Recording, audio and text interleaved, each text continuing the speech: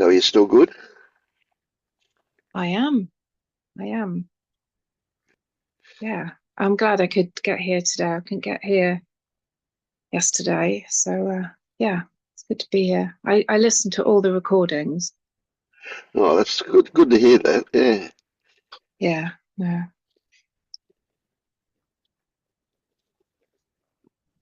Yeah, nothing's coming up at the moment. So maybe I'll listen for a little while and come Yeah. in, Yeah. Sure. Yeah. see if there's Yeah. something. But no, all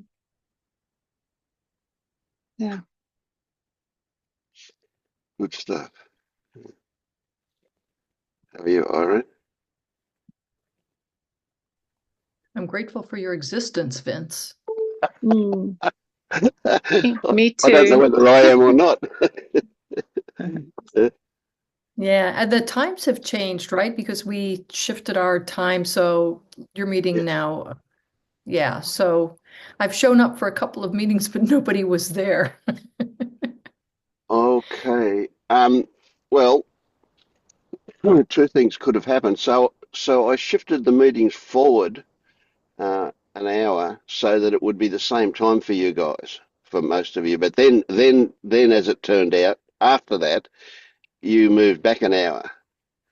So that kind of Right. it's still changed, but it was a more, I cannot get my mind around it. It seemed to me it should be an hour earlier, but it was an hour later. I don't know. It was really weird. Yeah. Yeah, Yeah, it is weird. yeah, Because now my Saturday at 7 a.m., which is your Saturday 9 p.m., yep, uh, is now 5 a.m. right. showing. Okay, that's So, too early yeah. for you, isn't it? Yeah, Well, I don't know. Sometimes I'm up that early, but anyway, I saw that uh, maybe the reason that people hadn't the numbers had been a little low was simply because of that time change. yes, could well be. That particular one's really difficult for everybody because I I had moved that forward to 10 o'clock rather than 9 o'clock, and it was really late for people in Europe. You know, they were kind of up at midnight doing it. Yeah, Right, right, right. yeah, Well, I have a couple of different things I just wanted to ask about because, with this Trump being elected, yeah, yeah.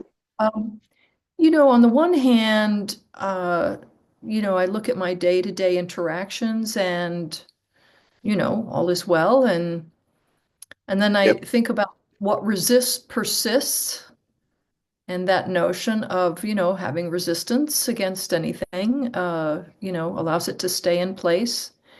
And I can't wrap my head around any position around this Trump thing. I can only be with what is as it is. And Mm. it's challenging to not be able, in a way, to hold on to a point of view about it. I can't even hold on to a point of view that it's bad. Mm. It's just, 'cause I don't know. It's just, Yep. yeah. So I was So wondering, I know you've talked about it a little bit, but yeah, yeah, it's a fantastic opportunity. It's a great opportunity because it is such an emotive issue. yeah, And if we've got any hooks left, they'll hook onto that one almost for sure, you know, in one way or another.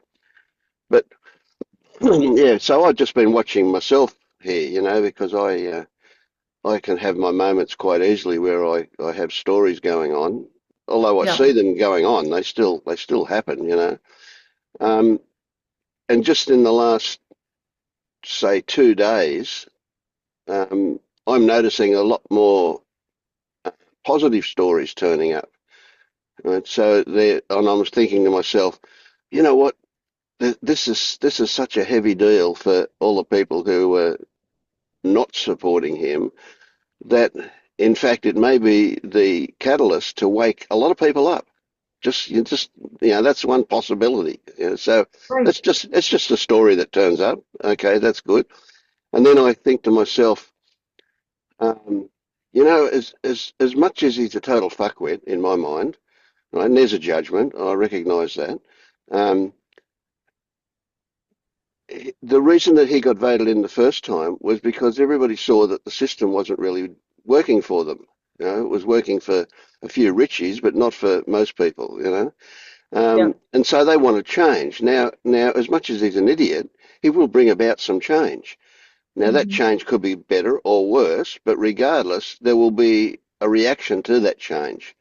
So it'll either be applauded as good or it'll be put down as bad. And so the next administration is going to respond to that. And so Hmm. as much as I wanted Kamala to get in as a sensible person, well, I imagine she's a sensible person. That was my judgment of her. If she had got in, it would just be more of the same, Yeah. essentially. Yeah. So, yeah. With So violence.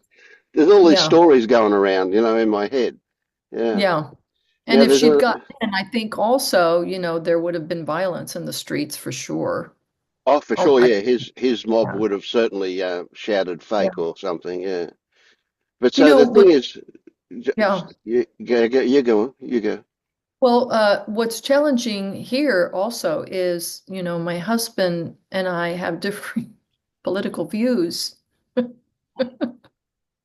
And Yeah, so, yeah. So I voted for Kamala and he voted for Trump. yeah, And yeah, uh, yeah.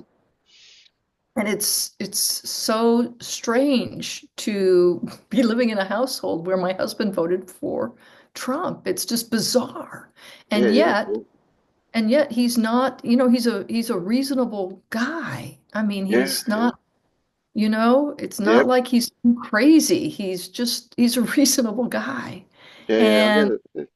yeah, one neighbor up the road voted for Trump, the other neighbor to the right, voted for Kamala. So everything is just so Yes, divided.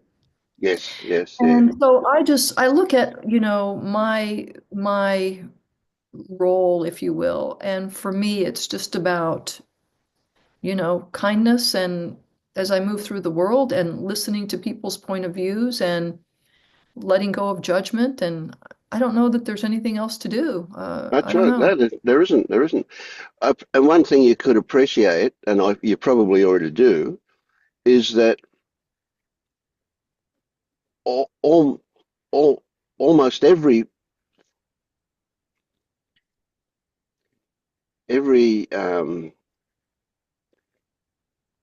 everything that touches us about that situation is story, right? So if we look at what our actual physical bodily situation is, how much has that affected us? How much has it Yeah, touched us? Probably not at all, right? exactly. For some, Not not yet. I'm sure that, oh I mean, he yeah, has, yeah, for sure, yeah. so things are going to change. Already I heard, and I hope this isn't true, but I heard that high school and junior high, it was being heard boys say to girls, "Your body, my choice." Oh, You okay, yeah, yeah, that kind of stuff where people feel emboldened and, yes, righteous in their judgments and prejudices. And that's yeah, so for sure, disturbing on yeah, so many levels. yep, It's yep. so painful. Yeah. It's so painful. I spoke to somebody who lives in Arizona, and she tells me it's heavy, heavy Trump country, and already it's being made a mandatory thing that all kids at school have got a Trump Bible, God, and that's this is, already happening. But again, it's stories, and as much as I take it as a credible source um, for that story, um, and I can feel sad when I think about it. I think, hello, here's Handmaiden's Tale coming to life. Um, Again, I can feel terrible, but it's my feeling of feeling terrible about that kind of thing. My feeling, right? It's me resisting what I always did all my life, and that is being told what to do by idiot authorities. yeah, So it's me. It's not about that situation. It's just that situation triggers in me my feelings of well, in this case, the unfairness of being in a situation and having to conform to it because of the power that the authorities have, whether they're parental, they were originally parental authorities for me, or even school authorities or government authorities were involved a little bit perhaps, but nevertheless there's this. my reaction to that. And so I go, oh, look, that's interesting. You think at 77 years old, I would be over the stuff that I felt as a kid, but I'm not. It's there. It's in me.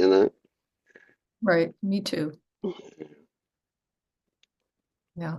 But recognizing it means that it's it it it promotes the illusion of choice. I Yeah. don't have to. I don't have to respond to it. Right. Right. Yeah. And on some level, it feels like, um, I always, uh, on some level, it just feels like morally wrong. Yeah, for sure. Like deeply morally wrong. The whole thing just feels deeply morally wrong. That the power should be in the hands of so few people, that, they control so much of the population. Um, yeah, anyway, I guess there's just the being with all of that and Yep, just yep, allowing that to move through. yep. Another one I discovered yesterday in myself was that I think it's not just the fact that he's in. It's there's this way bigger story, and that is that half the population of America, which is like, I don't know, 10 times the population of Australia, thought it would be a good thing to put him in power. How sad is that? And and can that be fixed? Well, what we've got is a whole lot of people who've got a low EQ, and and somehow I imagine that that's got something to do with education. Right? And so it's our education system that really needs looking at.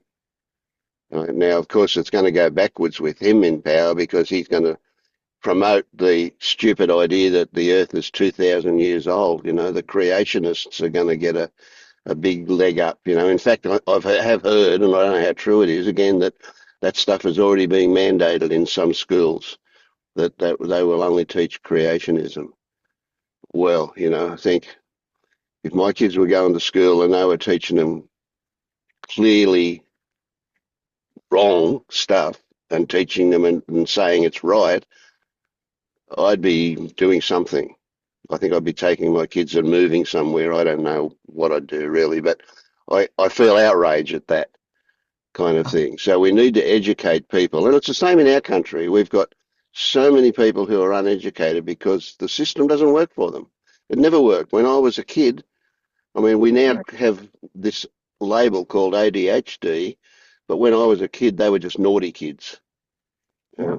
But they fell through the cracks. The system never touched them because it was not catered for that thing Yeah. that they had, whatever it was. So there's And a I guess lot to get outraged about. and I But guess that's where, I look at just the, you know, on the one hand, there's just letting life do what it does, you know,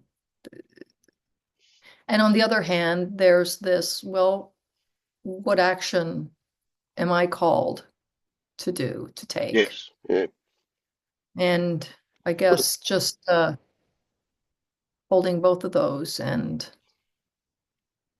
yeah. yeah. Well, another story that I have here that I've heard gurus say in the past, I don't know who or whatever, but it was something like, if you want to change the world, you've got to change yourself. Right. And now, so that's a kind of a pretty gross kind of statement, you see, but it appears like if we ignore the idea of control, um, it's like that's the only thing we can influence is ourself. And the Right. consequence is it might bleed out into people that we come into contact with in some way, you know. But like your situation with your husband, I live in a little village and I'm inclined to think that I'm probably the only left-leaning person here and everybody else is right-leaning. and yet they're all good people. Absolutely. Weird ideas about the way the world works, but good people. Yeah. Big-hearted, will do anything for you, etc., etc. Except that for some reason they watch Fox News and they become anti-EV and they become, just weird ideas. Yeah. So it's I like, have yeah, a friend who wanted to contribute toward the elimination of terrorism. So what she did was she worked on the terrorizing ways she spoke to herself, yes, yeah, handled it internally. Internally, that was her contribution. great, yeah, Uh, yeah, that's what there is to do is continually come back to handling things internally and being the space that allows for everything to be exactly as it is. yep, yeah. And recognizing this is a huge thing, that's it. So, I mean, you'd think, 13 years later, I've worked through most stuff. Well, I haven't. I clearly haven't. There is all this stuff that was hiding in the corners and didn't come to light until, thank you, Trump, Yeah. got it active for me. So yeah, I guess sometimes, we need these extreme things in order to bring up. I guess they are, unique opportunities on some level. So, yeah. yeah, yeah, yeah, great. One when I told you about how I felt about the fact that this huge portion of the population voted for him, and that's where a problem is, that they need to be educated or whatever. Now that's not going to happen. They're adults. They're not going to go back to school.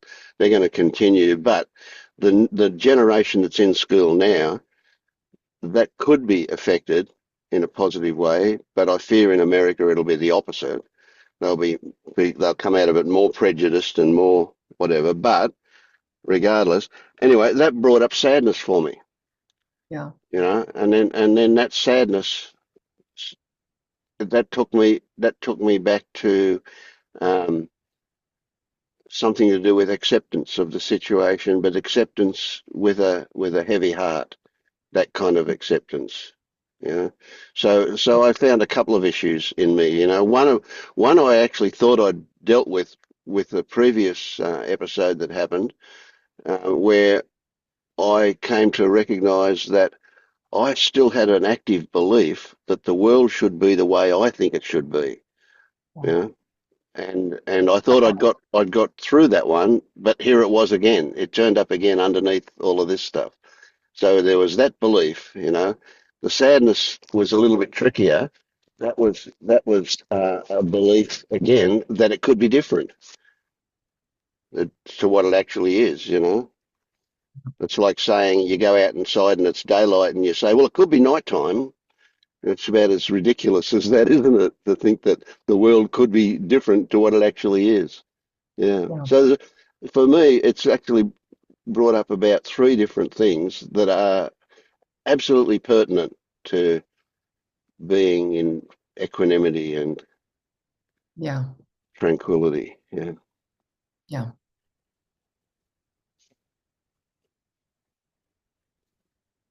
And I've got to thank it. If it wasn't for that, I probably wouldn't even know they were there still until, Yeah. yeah.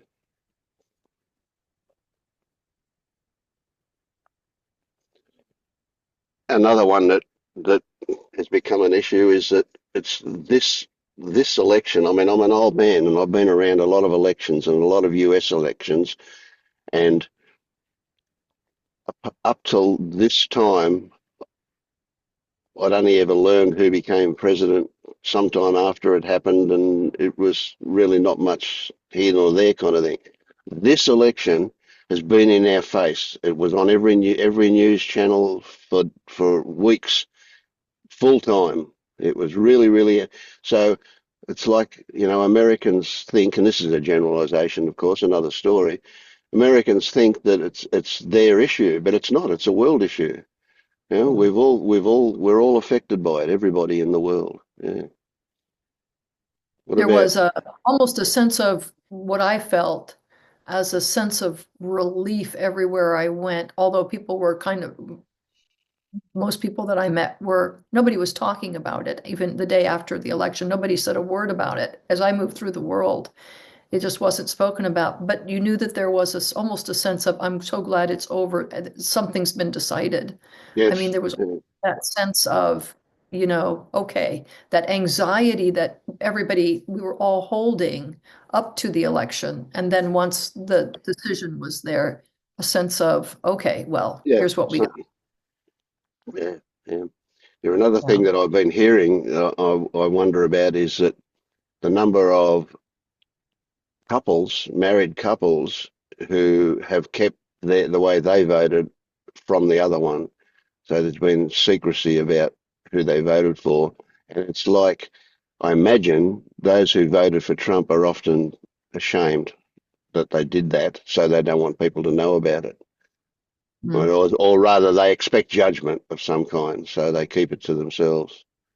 Mhm. Yeah, so there's that weird division, and when we keep a secret from others, we've got a conflict in ourselves straight away.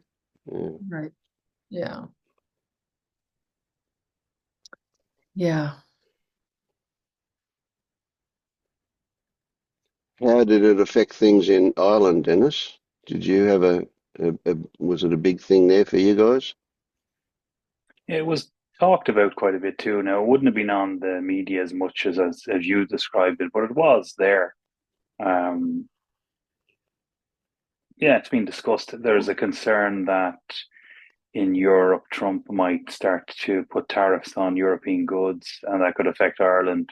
And we're kind of a small open economy, which would be heavily reliant on the US and other places. So there's an economical sort of risk. But I think with Trump, like most things, he says a lot, but what he's actually going to do, nobody knows. Um, there's all the outrage about Trump, but I mean, people didn't have. I'm not an American and I don't vote, but people didn't have much of a choice, did they? Really? No, no. Well, that's the system, isn't it, as well? Yeah, I suppose he's beholden to nobody really. It'll be his last term, yep, yep, yep. so it may not be as bad as people are thinking it's going to be. It may be actually all right. Who knows? Yeah. Another interesting one that popped up here was that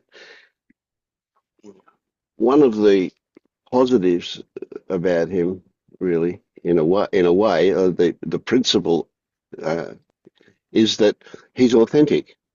Right? He's totally fake, but he's authentic in his fakeness. Right? He's not consciously doing anything. He's just open. He's just a spew machine. Stuff comes out Yeah, of him. He'll say anything that comes into his head and so on. But he's not pretending. yeah. I Yeah. think that's why he went on Joe Rogan and was able to do 3 hours. Like most elected political people would not do that, and that's a sign of that. He's just open. He'll talk about anything. Yeah. Yeah. Yeah. Yeah, I didn't see any of that. No, I've been hearing about Joe Rogan for a long time, but I don't know what he is. Was was was he? Did you have some? Did you see some of that? I just seen little bits. To be honest, it wouldn't have been a podcast I'd want to spend 3 hours watching. I've watched Joe Rogan. He's a very good interviewer. Over the years, he's been very good. Just provides an open forum and lets people speak and challenge them. He's a good interviewer. So I Yeah. imagine it was a decent interview. But the fact that he did it kind of speaks to his character. Yes, yes, Um, yes, absolutely. Yeah, and no doubt that had an incredible effect if people liked what they heard, because Joe Rogan, I understand, has millions and millions of followers. He's so popular. So he was fairly neutral in himself, was he, Joe Rogan? I think he tends to be. No, I haven't listened to him a lot lately. Ever since he went over to Spotify and it changed, I didn't listen as much as when he was just on YouTube. Um, but yeah, I don't know is the honest answer. I mean, hopefully now, well, you never know what could happen with Trump. Sure, Trump could drop dead in 2 weeks' time. Like, who knows?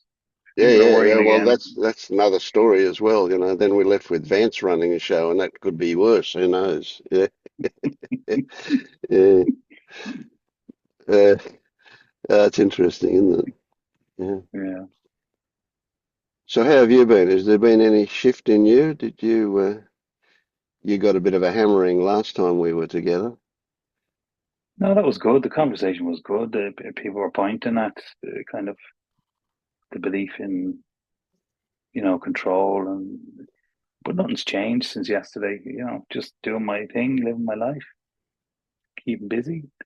Um, Coming on here. I listened to Angelo briefly earlier, he came on YouTube and he was saying, he was talking about awakening and just, you have to do it yourself and you can't expect the group to wake you up. And if you're lucky to be around an awake person, it might be of some assistance, but really you have to do it yourself. And that kind of struck me like, why I'm coming here for inspiration or for something to be said or, you know, what do I want to do? What's my practice?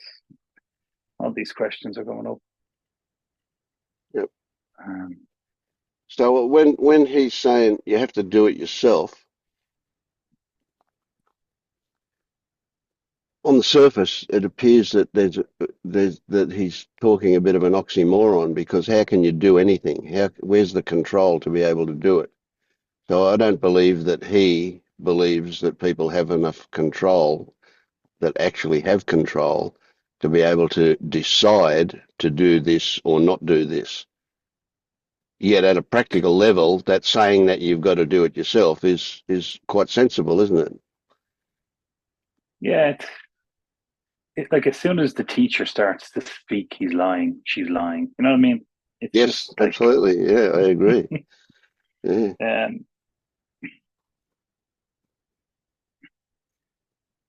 So it's like, like, yeah, go on.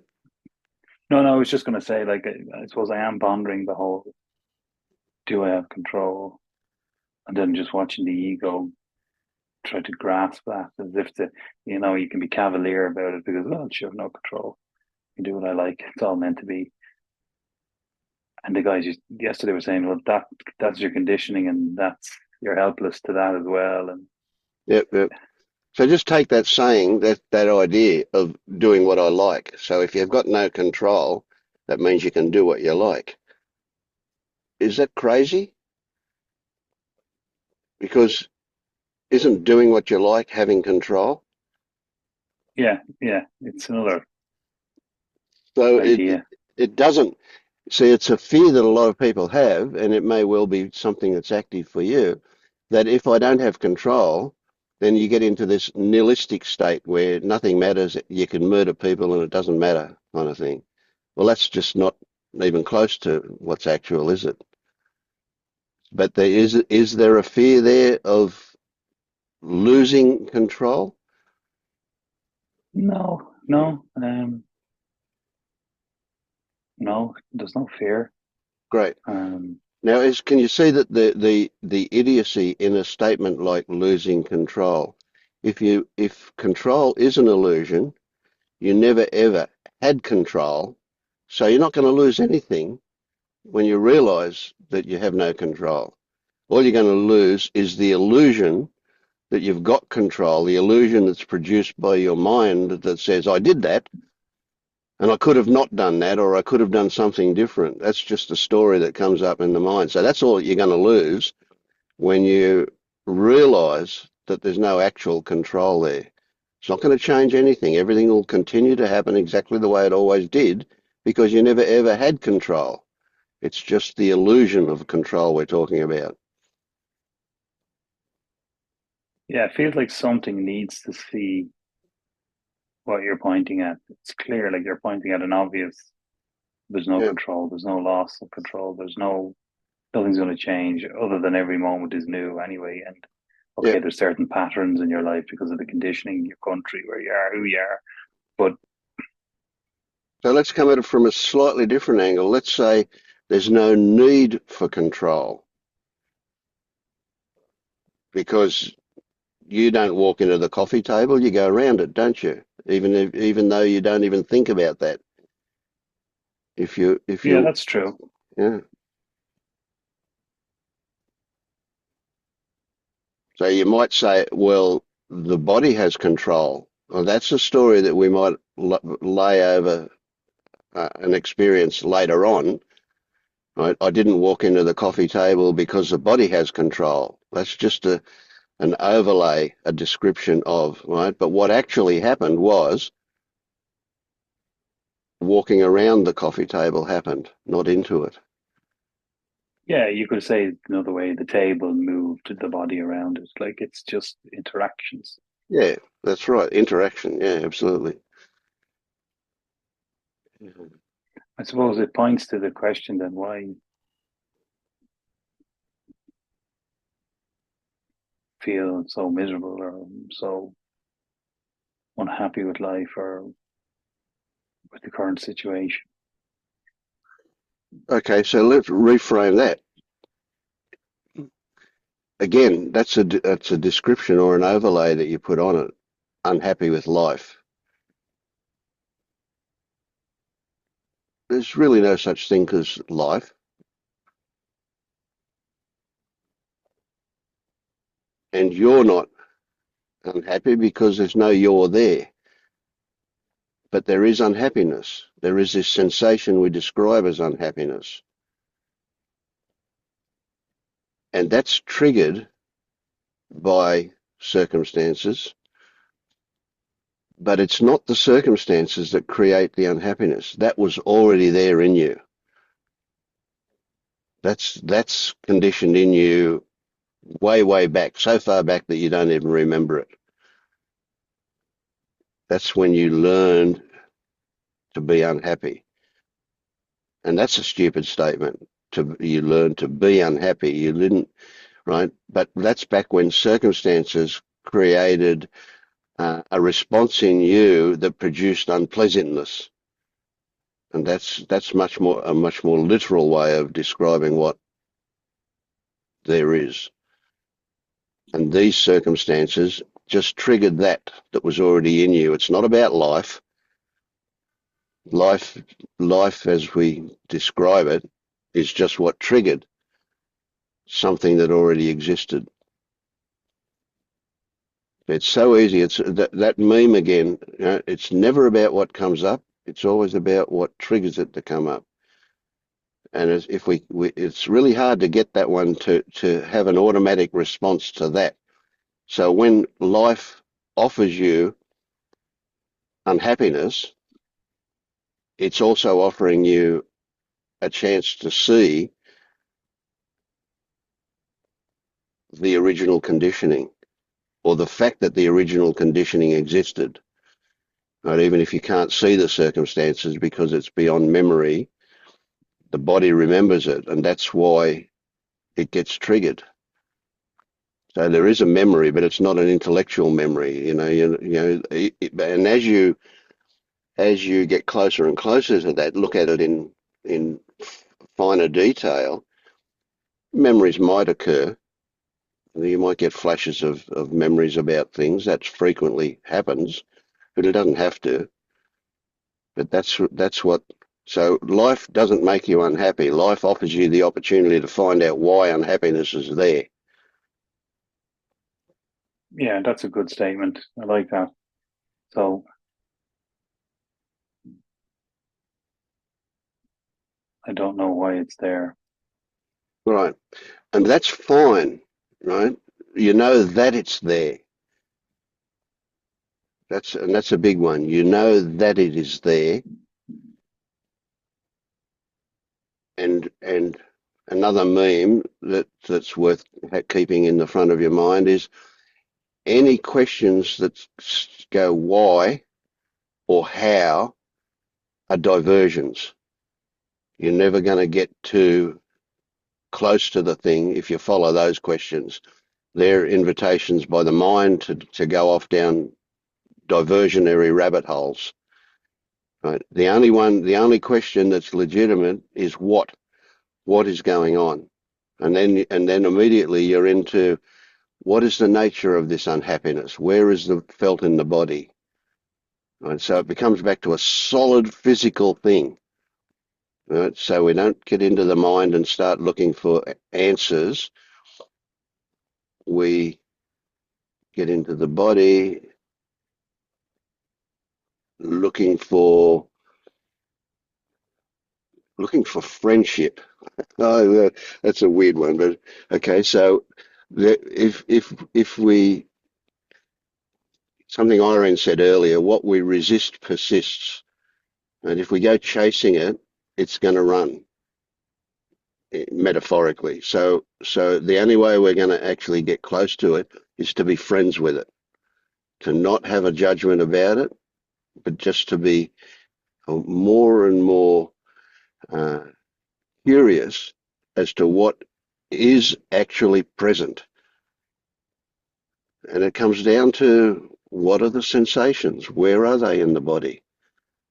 And as we approach them, stories will fly by and we don't engage with them because they just want to divert us.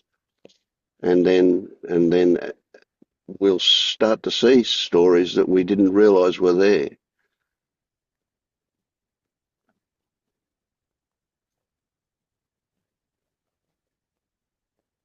And it's a beginning, not an end, that as we get closer and closer to that sensation, if it's a remnant that we're looking at, once we see it, it'll dissolve and not come back. But if it's based on something deeper, it'll keep coming back. And so once we get close to that sensation, when we get really close to it, really intimate with it, it'll disappear, it'll dissolve, but it will reveal something underneath it, another sensation, which will have different stories associated with it. So it's still a portal, it's still a doorway into what's going on in us. Yeah, you're reminding me of my unwillingness or inability just to sit and to feel lately. I'll do anything but sit, and I don't sit. And even when I go to bed at night, I'll listen to something. So you Everything is keep still, yourself diverted from. yeah. Yeah. That's a major thing that you can see that. That is huge. Now we don't need to, and we mustn't get into having a judgment about that, having an opinion that says, oh, there's something wrong there. It's revealing that is what's active for you. Keep away from feeling. Don't do anything where you're going to get into your feelings. Now, my first thought is that's the reason for that. Anyway, is that there is fear. There's fear that if you do, it's going to be disastrous. I mean, that might be overstating it, but essentially the reason that we get into avoidance behavior is because we are afraid of what will show up if we don't. I mean, it's a gross statement. You don't have to take it absolutely literal in the first sense, but can you imagine any other possible reason for avoiding feeling? No, it's a good question because I'm just feeling into it there as you're saying it. Because I usually talk about anger, and I'm not sure what's there. I'm not sure why I'm avoiding it. Okay, but you don't need to. Don't see it. Our mind will say you've got to find out about it. But well, you don't. You know that it is there, that something is there. And that in itself is a huge thing. If you can accept that something is there, it's one giant step closer to accessibility. And if you say, I don't know why it's there, that tends to take you to some kind of a resignation or a dismissal or something, which is just another avoidance behavior. So just recognizing and accepting what you do know, that something exists, is a huge first step.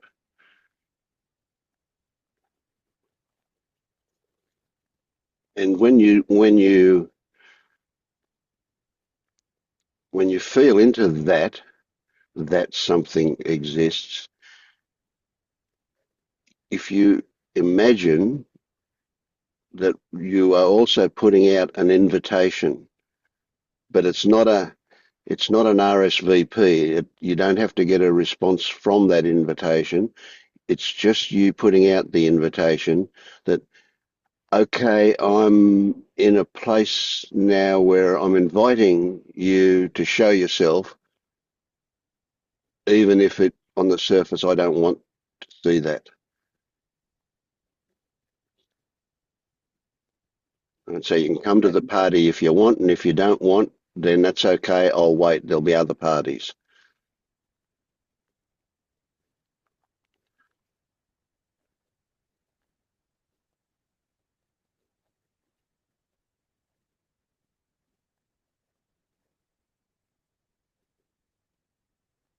It's like something, and this is just the way of describing it, it's like something just does not want to give up or want to stop or what, and it'll get childish and Yep. feels its maturity is regressing all the time. It's becoming a petulant little child, Hmm.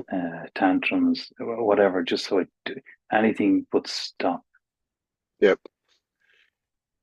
And with this the story level that we're using at the moment to talk about that, we can give it, whatever it is, some kind of intention, that says it doesn't want to show itself, like it has will or consciousness, or that it actually has intelligence, if you like, that it can say, no, I don't want to reveal myself. But that's just a way of looking at it that may or may not be helpful. In fact, it's probably not helpful. If we recognise that what it is a bunch of circumstances that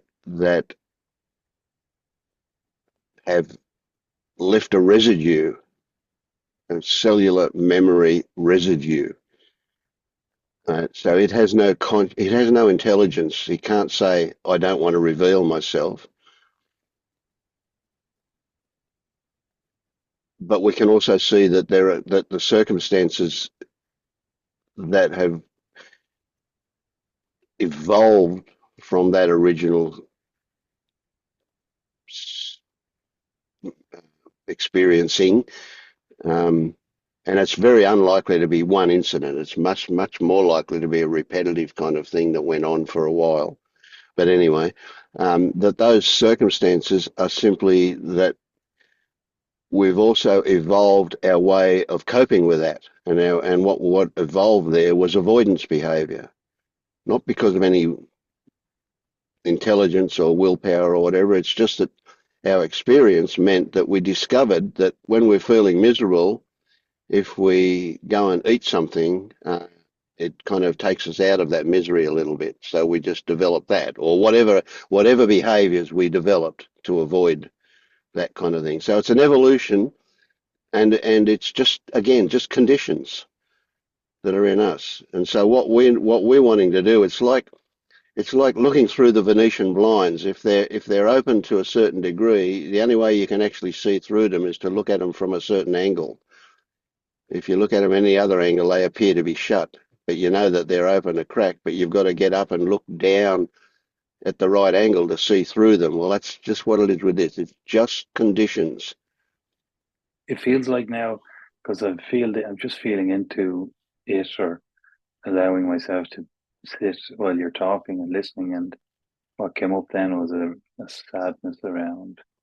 It just feels like, and it's a visual thing. It's like visualing a younger person who's just sad that they're not loved and they're not lovable. It's just so frustrating. And and the movement, the energetic movement in your life to combat against that, it's just been so tiring. Yep. And it's Because it's like a core everything. wound from years ago. That's just, you're damaged, you're broken. Yeah, and that's it, you're broken. And you were broken. And there is still shards of that brokenness around the place. So have you had any? Have you done that meditation that I put up? Yeah, I listened to the YouTube one. I found the music one, the audio music one didn't work for me. So I tried Okay, the YouTube one. so better without the music. Oh, that's good feedback. Thanks. Okay, and what you managed to go all the way with it? A lot of people are going to Yeah, sleep before they get there. yeah, I had been doing that.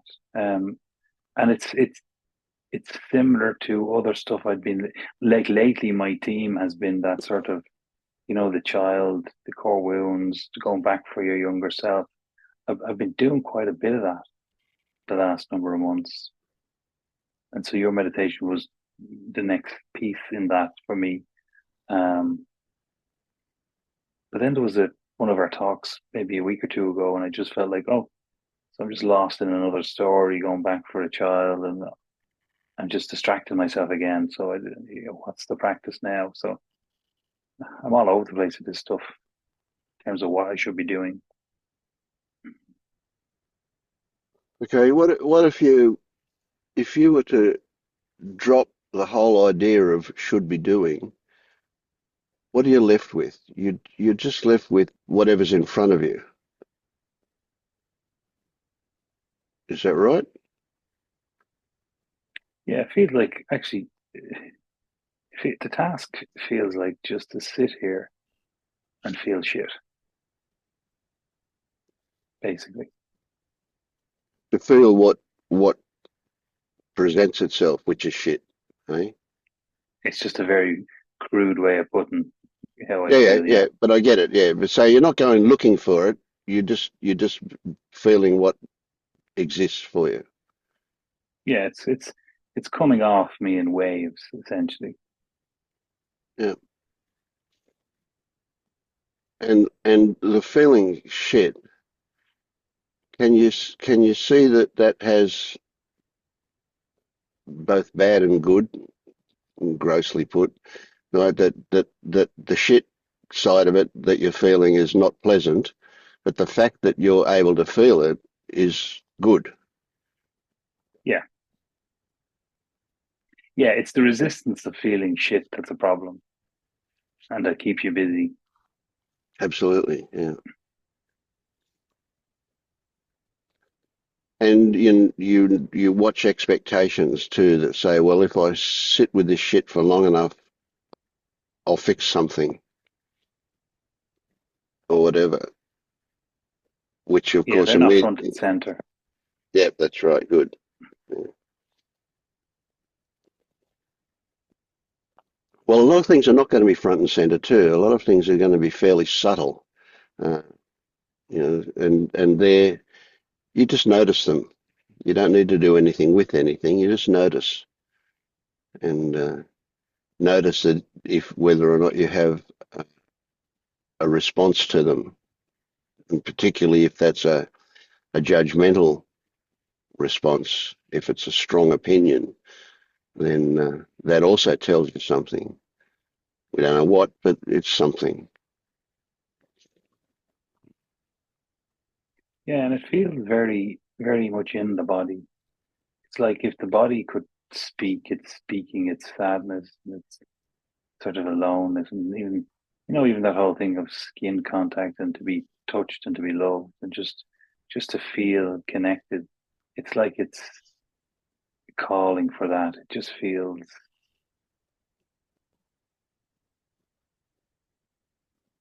separate and alone. Hmm. Dennis, I'm curious if that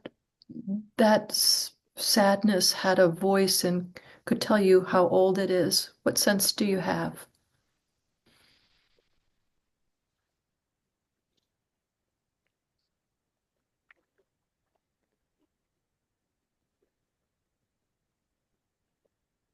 What comes up, Irene, would be, and again, I don't know, but what comes up is, maybe you're 6 or something like that kind of age. Yeah. And that little boy that feels so, tell me how he feels.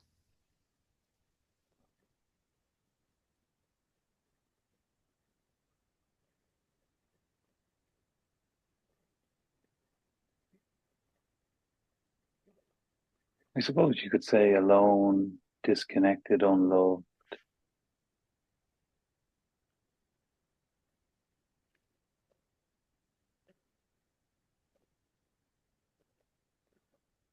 What I do when those parts come forward is I make space for them and I tell them they're welcome here.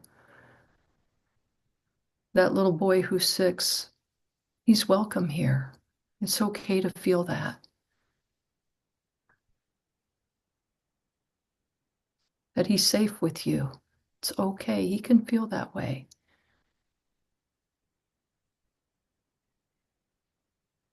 You have the space. I was going to say, when you do that, what Irene's saying, whether you realize it or not, you're actually giving that little boy the very things that he was expressing. The loneliness, the contact, that's what's happening. Contact is happening. Connection is happening. See, that little boy, although he's locked back in the past, that's still in you now. So you've got this really weird thing going where you've got this stretch of time, which is an illusion, but it's a stretch of time between that little boy and you. And if what we need to do is bring him into the present with a new perspective. And that, on making space that Irene mentioned, is how that happens. You're giving him connection and contact and love and touch and all of that stuff.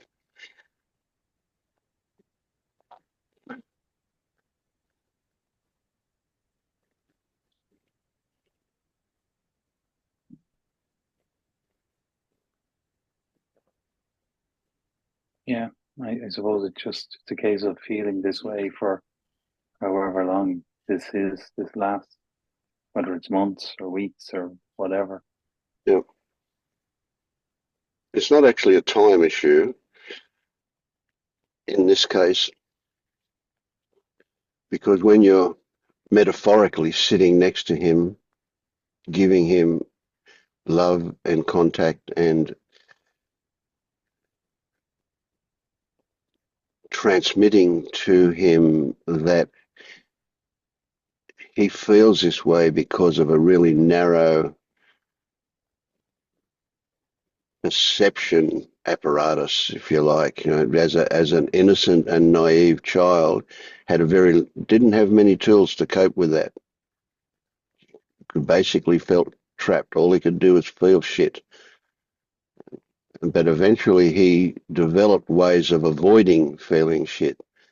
And that's what's evolved into what you are now.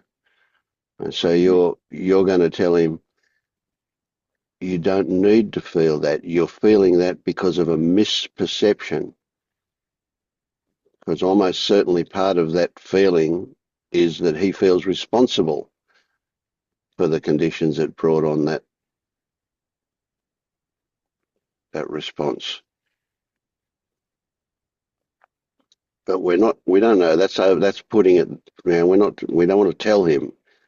We want to ask him. We want to appreciate that that's not, that was just the way he saw things that created that situation. And as much as you have evolved from that, even though you now have the ability to see things from a much wiser perspective, that hasn't got through to him because he was encapsulated, if you like, in you. He's still in a time warp from all those years ago. So we have to Yeah, burst the bubble and bring him into the present. Yeah, sorry. No, yeah, I feel like he's just sad and angry. Yep. Dennis, if So, you ask, what does he need right now? What does he say?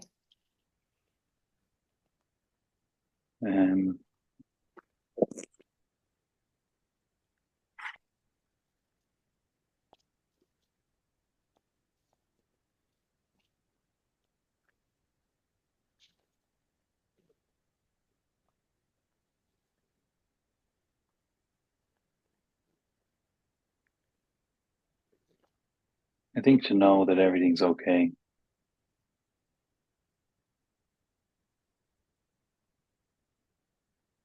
Can you tell him that it turned out okay, that everything is okay? Can you bring him up to current time and let him know it is okay? Isn't it okay? Yeah, that's difficult because even I wouldn't say right now everything is okay.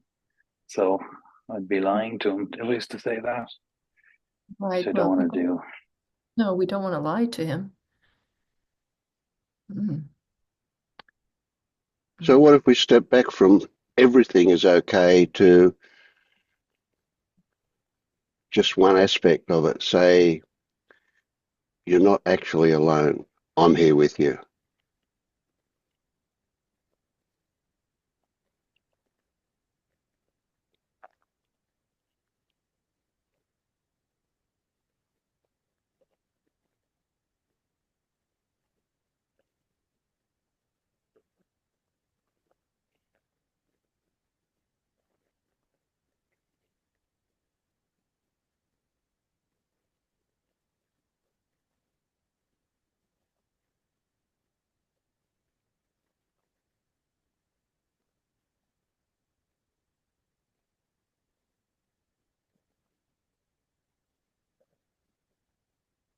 It just feels like I'm talking to myself. You know? Maybe you are. But you're saying to your present self, I think what feels better to say is I'm not okay, and it's okay not to be okay. oh, okay, that's good. Yeah.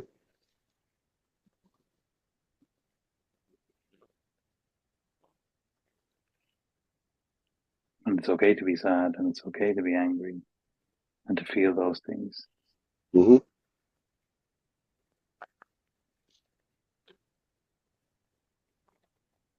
So how would he just fantasize about this? How would he change if he accepted what you just said, that it's okay to feel these things?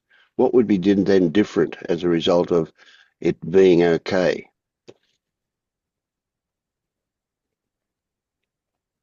But then it's just a matter of taking the time to sit and feel those things. Yeah. What about the you've probably heard the Buddhist idea about the first and second arrows. So the second arrow is the suffering that comes from the stories that arrive as a response to the situation. And so you hit your thumb with a hammer, first arrow, pain, right? I shouldn't have done that. You're an idiot. Second arrow, suffering. Right? So if he accepts that it's okay to feel these things, do we remove the second arrow aspect to it? He doesn't feel bad about the fact that he feels these things. He just feels bad. Yeah, and he's not resisting feeling them. Second Yeah, arrow. yeah. Well, that must be in itself a pretty huge reduction in the amount of suffering involved with it all. Yeah, it's a step closer to the suffering. Yep. To be with it, to feel it, to be it. Yep. To see it, to see what it is to be able to Experience accept it. Yes.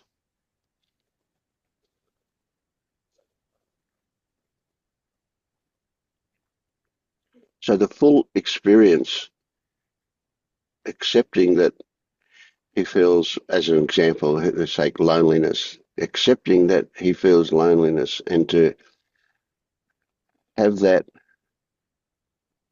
pure, as in the first arrow, um, and fully experience it and express the what comes up as a result of that, and to in an uninhibited way.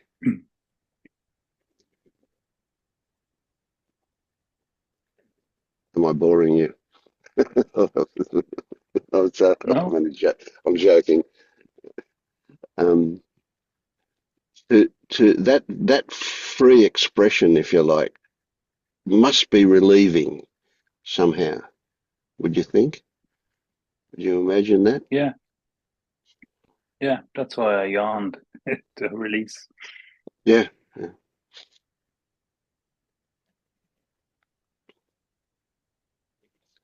But there's a difference in just expressing that intense emotion. In the case of loneliness, it would be sadness or grief or something.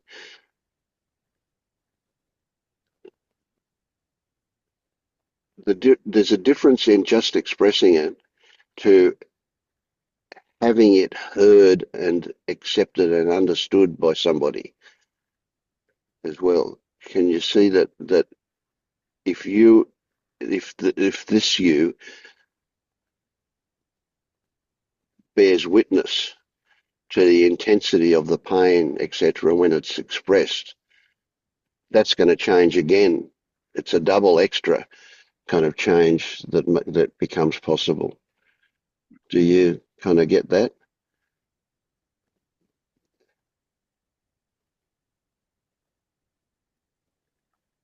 There's definitely something more powerful about discussing it or revealing it or being vulnerable in the presence of others. Yep. Because there's a wondering, will there be an acceptance or rejection or judgment or, Yep. that could wound further or versus heal. And this you, is the perfect witness for this kind of thing because this is a young you, and you have a unique insight into the depth and intensity, etc., of all of those emotions because it's you. So your level of intimacy between you and young you can't be even come close by anybody else. It's you that is the perfect witness, the perfect acceptor of what needs to be expressed by the young you.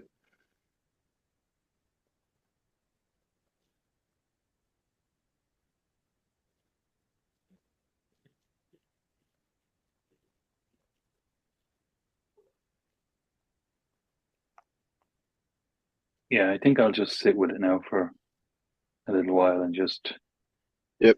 See what happens. Good. Yeah. Thanks.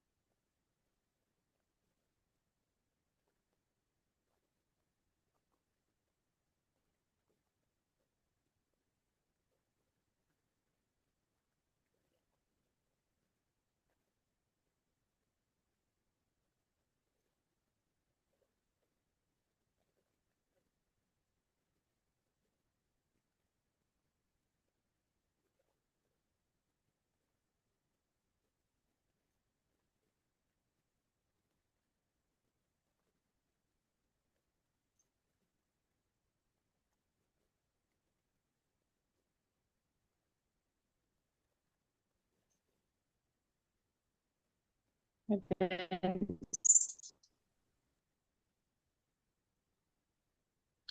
you hear me? Yes.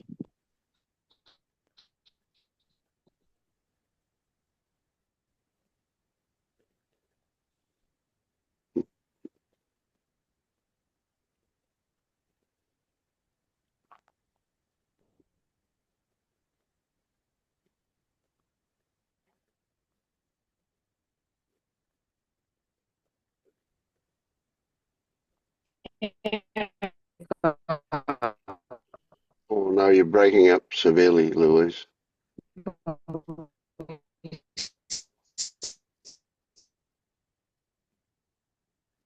No. Might be a good idea to jump off and back on again.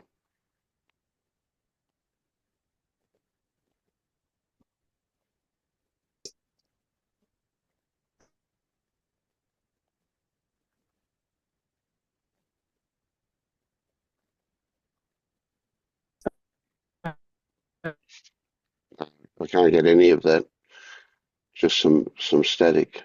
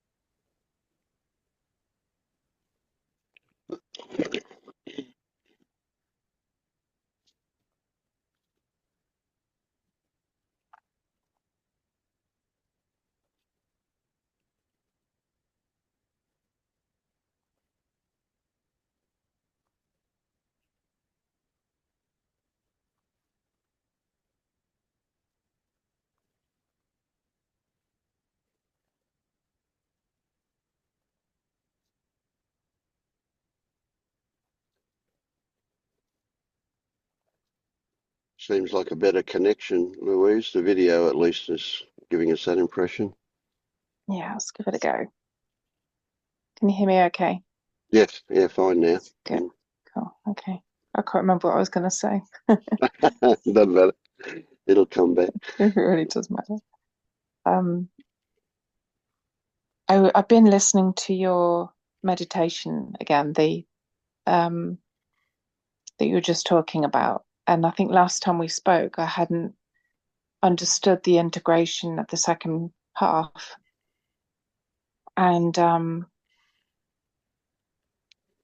I've listened to it a few more times with that in mind. And what I've found is there's a certain sensation on the right hand side of, it seems to be the face, and without kind of putting labels and concepts, when there's a part that comes up and the sensations, I'm really aware of when that part wants to say something, so to speak, so to say. It's just, there's something in that situation that is wanting to be heard, or it's not happy about something. So I've just been quite curious about that. Mm-hmm. And it's almost like carrying around, like when you talked about integration, that's what it feels like. It's like bringing that into the mix of what's going on in the moment. That's how it feels. And there's a very subtle relief. There's a very subtle relaxation.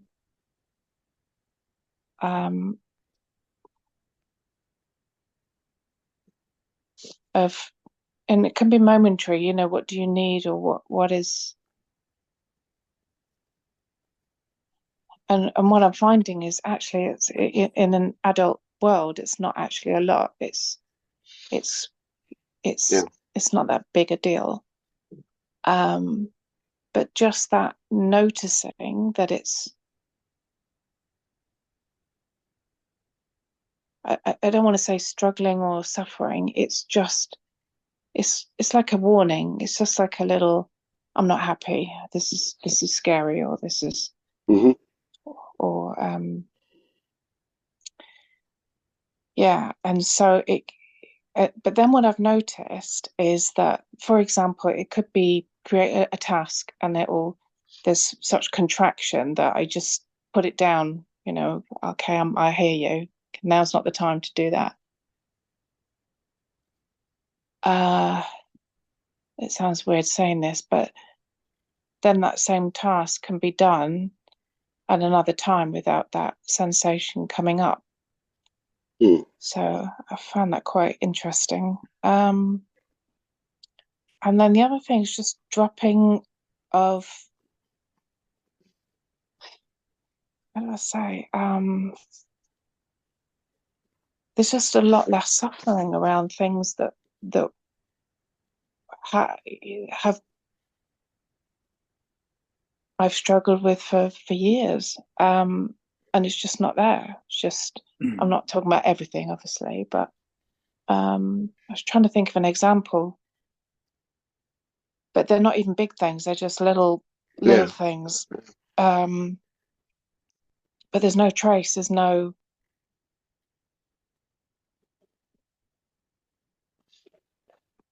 And I guess it's because sometimes I wonder if it's because there's an adult perspective now. Like, it's almost like you can see that adult perspective. And there's a lot around jealousy. So a lot of it I've noticed is around jealousy, things that I would have been jealous around. So here's an example. Here's one yesterday. I was talking to a friend who they had to move out of their rental place.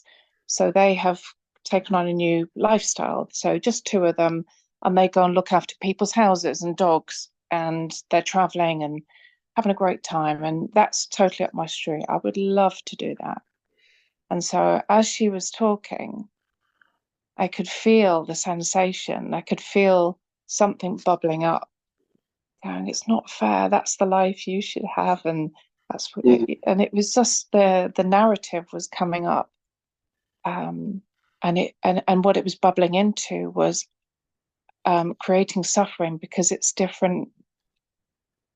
It was wanting something different. It was creating a fantasy of I want a life like that. I want to do that. And it was quite childish in a way. And there was some suffering that went for about an hour afterwards. There was some suffering, and then I just saw that that's that's amazing. it just the desire and the jealousy, whatever those emotions were, the want had just gone. It's like, Yep. So that brings up something that I discovered yesterday that's really interesting. I had at a session where I was working on me, and I saw the little child standing in front of the refrigerator demanding ice cream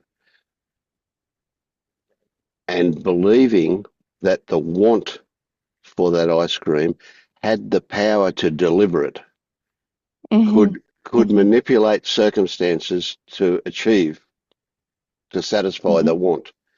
Right? Now, it's really weird. And so what it was if I want enough, I'll get. That want has the power to deliver, right? Which is huge, absolutely huge. It's feta force stuff, right? It's desire and the belief that somehow inherent in the desire is the power to actually get it. Which is kind of crazy as soon as you say it, isn't it? Yeah. And it's almost like that expression of the want. I want it's that talking to. It's like it's still talking to somebody else, still talking to another to get something. If that makes sense. And I don't know who it's talking to. I presume it's a parent, but it's well, circumstances to manipulate it to achieve that. Yes. Oh, well, that's interesting. You just said that, because one of the things I have noticed as well recently is that when I speak to my ex-husband or my parents, I notice the little child coming out and starting to manipulate a bit. It's like it has subtle wants, and it's using its old woe me, self-pity to get something. And I've been watching it, and it's almost like I don't have any. I can't seem to change it. Like before I go into conversation, I try and be aware, but it just it just comes up. So again, I've just been watching that and realised that's just how it is at the moment. But yeah, that's perfect. No resistance to it. Yeah. No. But I can see how it's definitely very childish. It's very yes. Yeah. It's and that's the amazing thing is that exists in us still until we see through that. Yeah. So the thing with the feta stuff is that once we grok at a deep level that the wanting does not have any inherent power to achieve anything, that there is no actual button that is pressed, then wanting of all sorts simply becomes hollow in the beginning and then ceases to arrive at all because there's no reason to. And in the beginning it may still get triggered, but it will be seen immediately to be a hollow thing, not the solid, powerful thing that we believed it to be as a child. Yeah, that makes sense. I think that's the thing that I couldn't describe before. There's something that's gone, and it is that hollowness. like want something, and it can be big things, it can be little things, be all Yeah, kinds of yeah, things, yeah, but yeah. yeah, but it's not a what's the word? It's not an unpleasant, no hope. It's not a hopeless feeling, if that Yes, makes sense. yeah, yeah. So it's not a Yeah, resignation kind of acceptance. It's something much more wholesome it in is the got, yeah, it's got some relief to it. It's actually got yep. some relief of the burden of the desire, of the want. Yeah, yeah. It's almost, yeah, it's almost freeing to not have that want and yeah anymore. Yeah. Well, it Mm. is incredibly freeing. And imagine how much space that filled up as a child. Mm. It's just want all the time because that's the way a child is. He's by nature a narcissist, um, Yeah, and so yeah. it's everything then, and then all of a sudden it's no longer takes up all that space. Wow, what an incredible amount of energy gets freed up. You Mm. know. Yeah,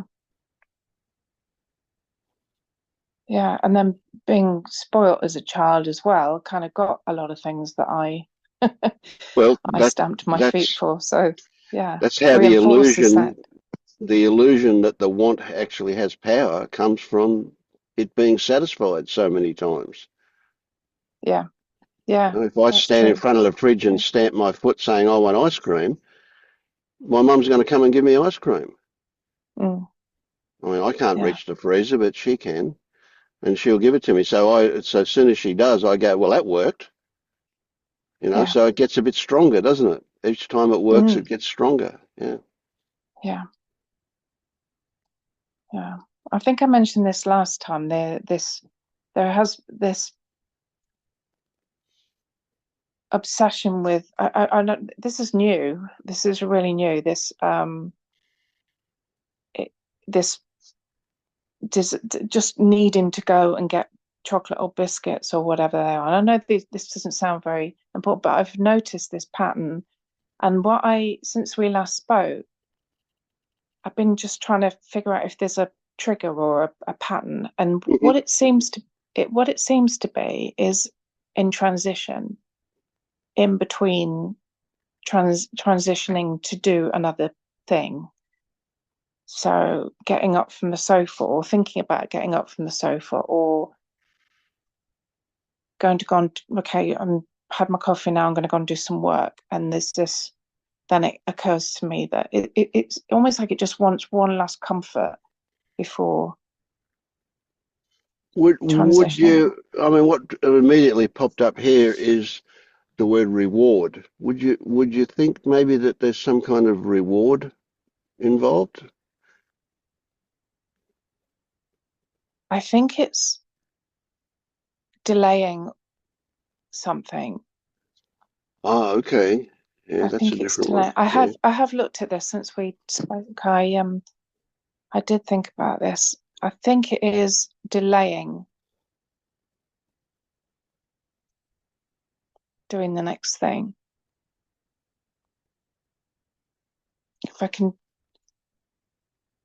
just have that fix and then I'll be okay. I'll be good to go. Yeah. Because at first I thought it was comfort. I don't think it's comfort. It's more of it's almost a rebellious thing. Okay. Yeah. Yeah. See, this is brilliant. I love this. So you're learning how to observe. You're Hmm. learning how to keep your fingers out and watch what goes on. That and it's like what we're looking at is so subtle that it's almost invisible. Mm. That you just get a glimpse of something there from time Yeah. to time. And so it's really a case of waiting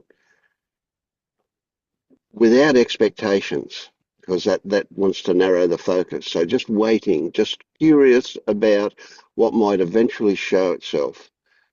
Yeah. Yeah, yeah. So then you get this the idea turns up, see, and it wasn't an idea of pink elephants or unicorns or anything else. It was the idea that there's a delay going on here. I'm just Hmm. delaying something.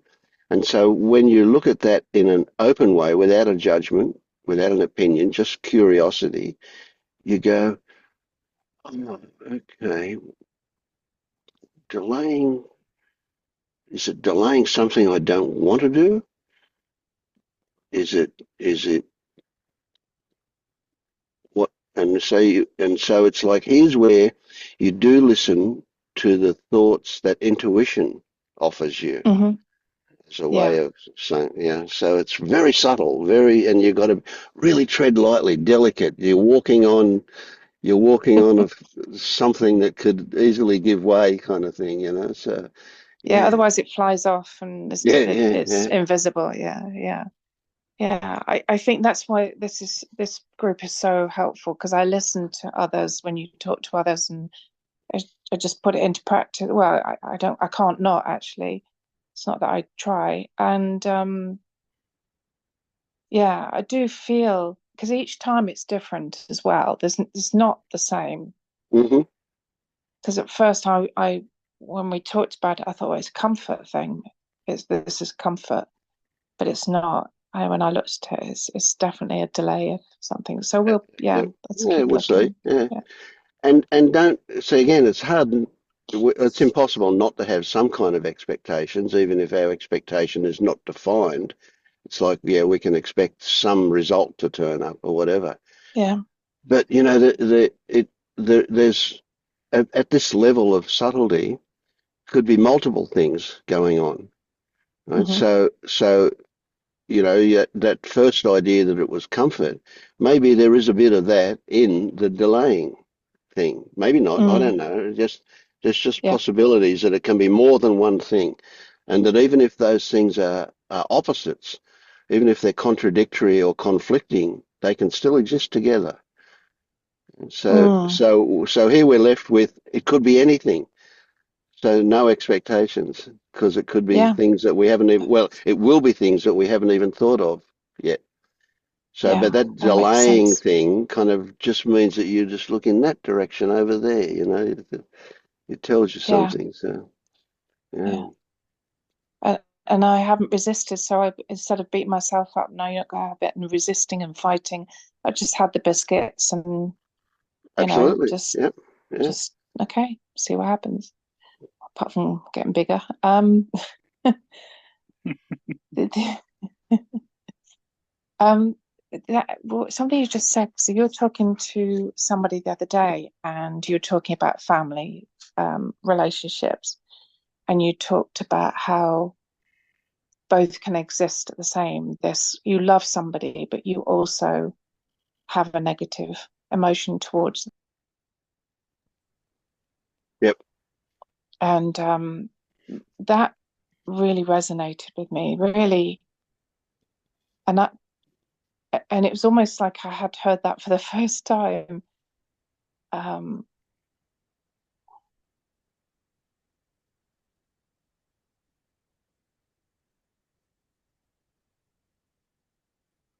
and it was almost like an admittance, the ability to admit that that's actually going on here. I had this belief that it had to be one or the other, and it had to be love and blah blah blah, and you had to be the certain way because they were family and you loved them, and but actually inside that's not how it feels. mm, mm, That's or well, not how it feels. There's also a conflicting, yeah, just feels the yep. opposite I sometimes. get that. Yeah, yeah, Yeah. yeah. And Yeah. so when you use that word because, right, that's you can see that you're in storyland there straight away. If you use the word because, it's a logical conclusion. So it's Yes. concept, it's thought, it's story. Yeah. Yeah. Yeah. And when we recognize that story is floating around, um, seems like in a lot of cases there'll be an automatic disconnection from the story, which immediately can allow us to see that complexity again, that subtlety that we were missing. The story wants to narrow it down to one or two things. It's like that old idea of cause and effect, you know. Mm-hmm. Whereas the reality is way more subtle than that, and that complexity of that thing is that, yeah, sure, we can hold a multitude of views about the one thing, and they all have a place. You know, they come from different experiences, but nevertheless, there they are. Yeah. And it's only like now, how do if I interact with that person, that's what's going on then.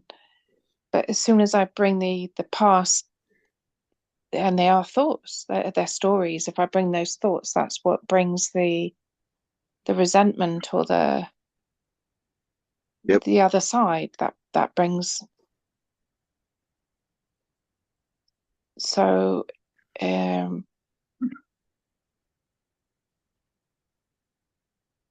but in the moment there can't be, like, if I'm talking to that person, I can't love and hate them at the same time. There's just reacting to, or there's just being with them in that moment, and whatever, and it might trigger something, and I might get really, not don't like you anymore. But then, in the next moment, it's not Yep. anything longer term than that. Is a story, isn't it? Yep, for sure. Is that right? I that's how it feels. Yeah. Yeah. So there's an interesting possibility of conflict here. When you're with that other person, we've all heard stories like it's appropriate that you're completely with that other person. You know, you're fully attentive to them and what's going on for them. And if that were the case, you wouldn't even be aware of the fact that you exist yourself. Mm-hmm. So there will be thoughts about how you're responding to them, and so then you're not with them, you're with yourself at that moment. So we can have this thing where we go flip back and forward between ourselves and them kind of thing, you know. Yeah, that happens all the time. Yeah. Don't know why I find that funny, but it is. Yeah, for sure.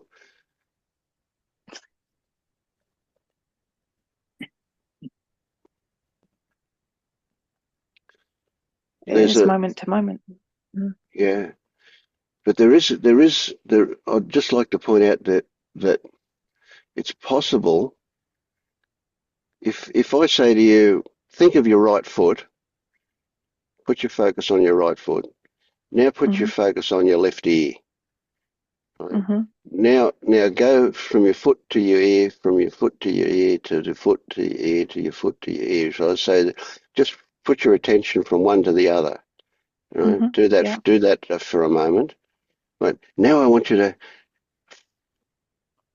be aware of both of them at the same time. Can you do that? Simultaneous, right?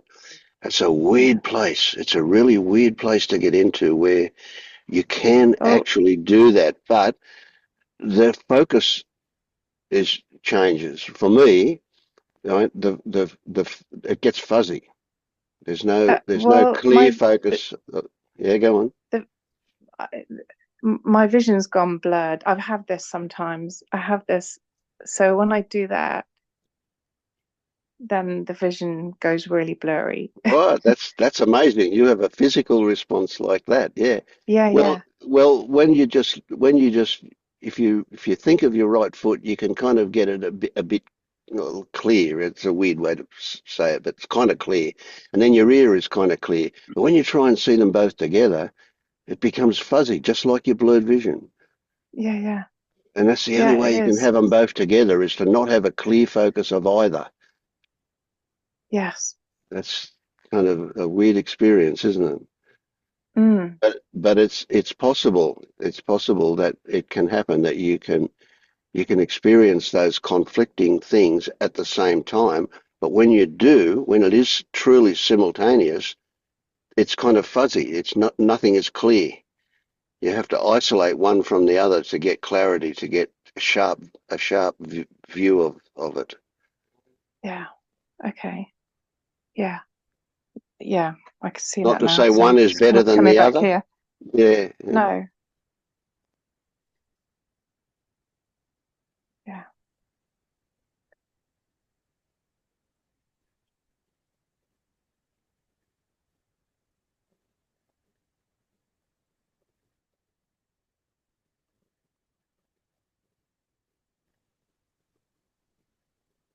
Mm.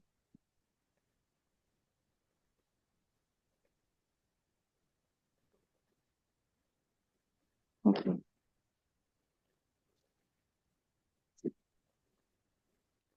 Great discoveries.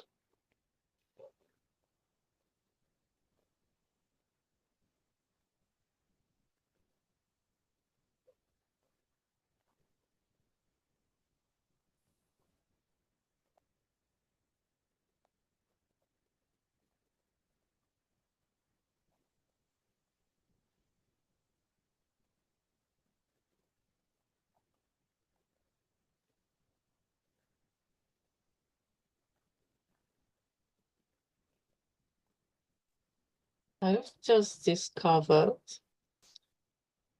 that I do believe there is power in wanting.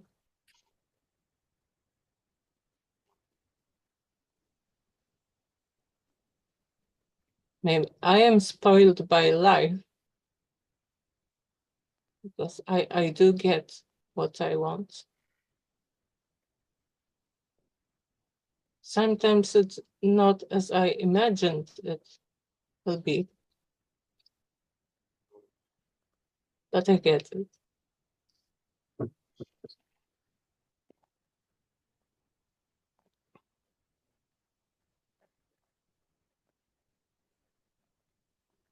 And sometimes I have to wait for it, for the opportunity.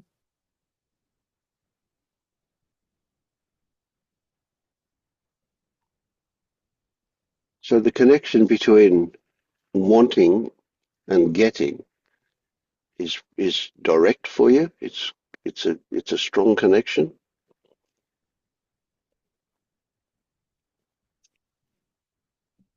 Yes. Is it possible for you to imagine that those two things are side by side, the wanting and the getting, are not actually connected? Wanting exists and getting happens, but that it's not one because of the other.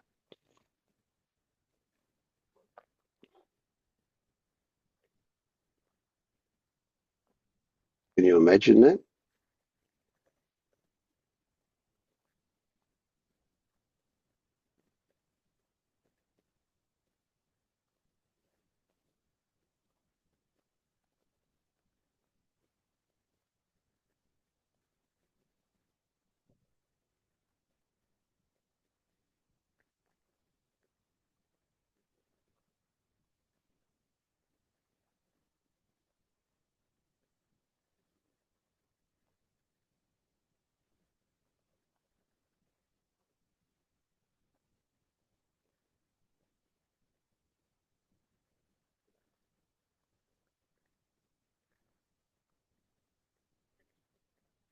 It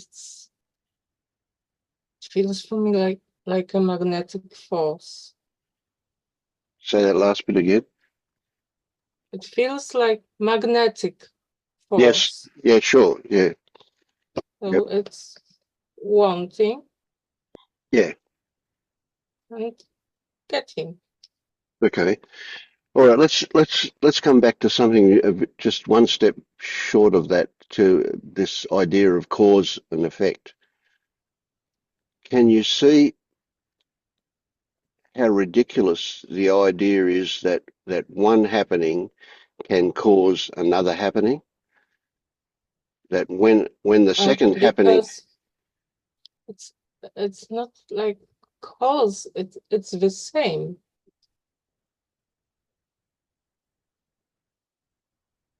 yeah, okay, that changes it a bit. You It just says wanting is direction, yes, I get it. I get what you're saying. Yeah. and If you just stay with me it's for a moment with the cause and effect idea, can you see that the reality with cause and effect is that what we used to consider the cause is a simplistic notion that one or two or a few things can cause something else to happen, but that the reality is that there's a huge complexity of things involved in any happening. The reality is that it's almost inconceivable about what's actually involved in any happening. It is so complex that conditions are almost infinite. In fact, I'll go as far as to say everything that's ever happened is part of any happening. So it's more than infinite, if that's possible. Anyway, yes, but what I'm asking you is, can you see that the idea of cause and effect is simplistic? That the yes. reality is way, way, way more complex than that. Yeah. So we can just dismiss that now, because what you said was about the seeming involvement that those things have of each other, in each other, right? That the wanting and the getting seem to be the same thing. That's just as so you're not saying that the wanting causes the getting, are you? Well, you almost can say in this example that it's the getting that causes the wanting. Yes, yes.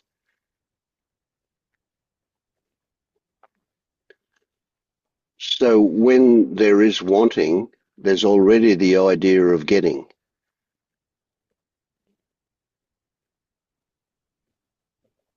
If I want something, I'm already imagining that I've got it when the wanting expresses itself.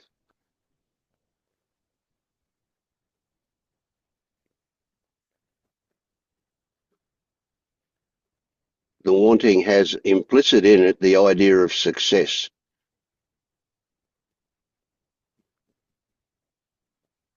If I want ice cream, I have a direction. a direction, okay.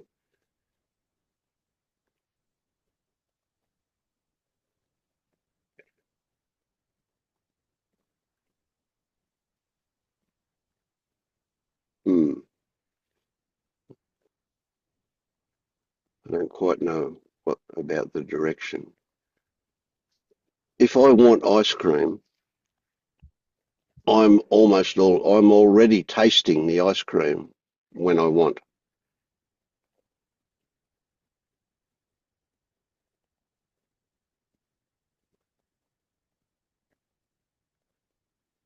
Part of wanting is to make real what I'm imagining.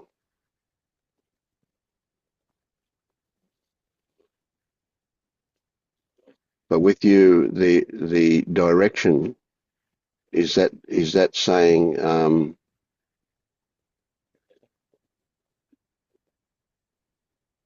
it's just shaping the wanting. The wanting is just shaping something. Well, See? just without wanting, I am directionless. Yes, yes. I don't know what to do. Yeah, got it.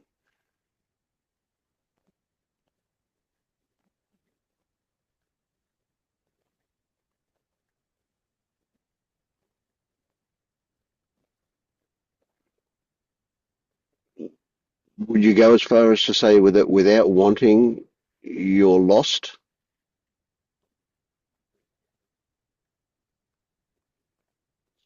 Is that going too far?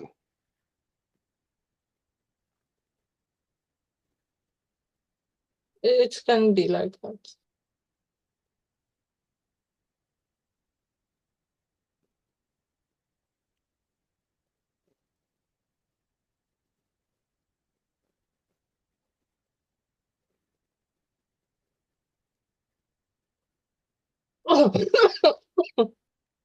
Although I think it would be already wanting to have a direction.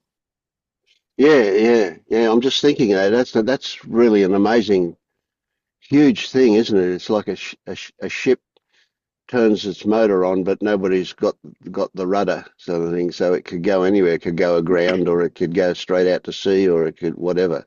It just has no direction. It's just moving.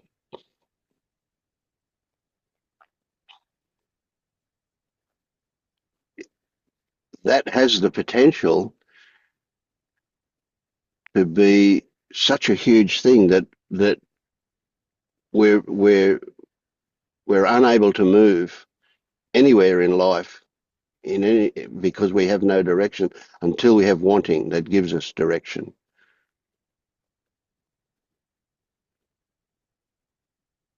Can't say anything or do anything without knowing where it's going, having that direction.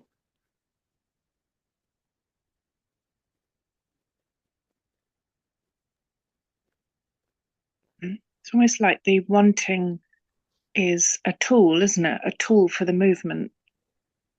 Yeah. Seems.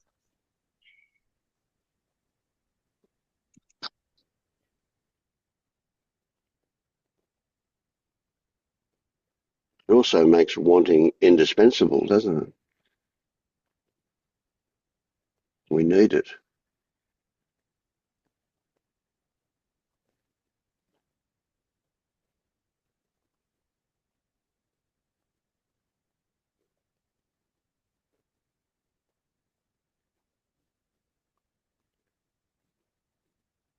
Does that make wanting a good thing? It's like a force of nature. It's neither good or bad. What about the absence of it? What if there was no wanting? Would that be good or bad?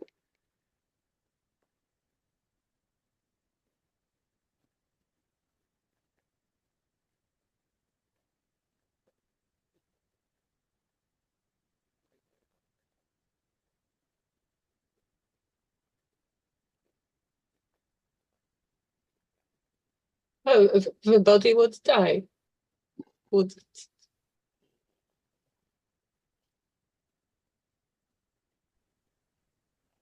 What happens It's like when wanting doesn't get what it wants?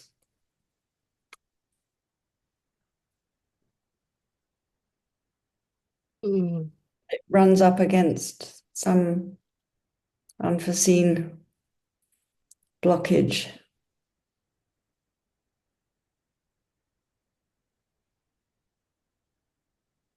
Well, it's like it's pulling or pushing.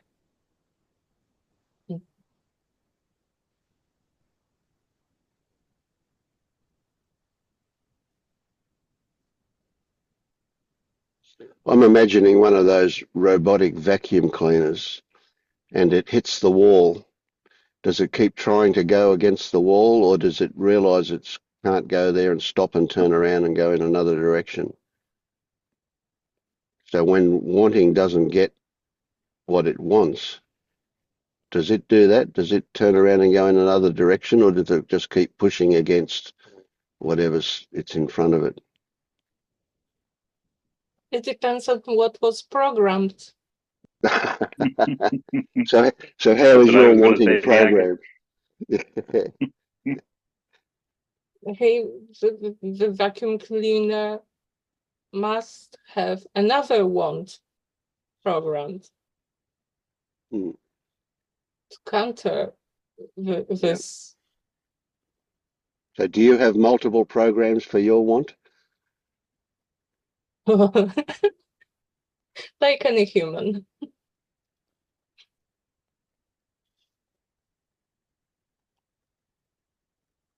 For me, wanting implies lack. I lack something, therefore I want.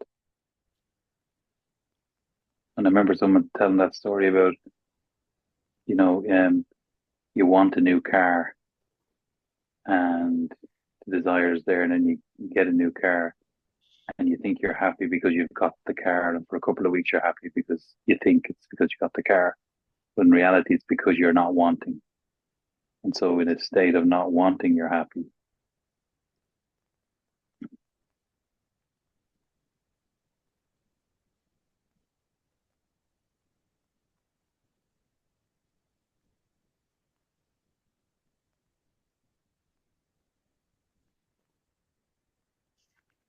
So if wanting produces a direction for you to move in, Bianca, and you start moving in that direction, does wanting persist? Do you need to keep wanting in order to keep that direction?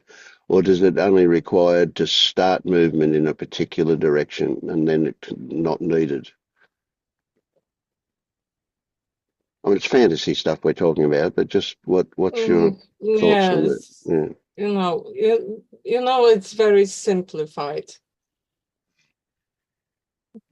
If there was only one wanting in my life, then maybe. Yeah. Yeah.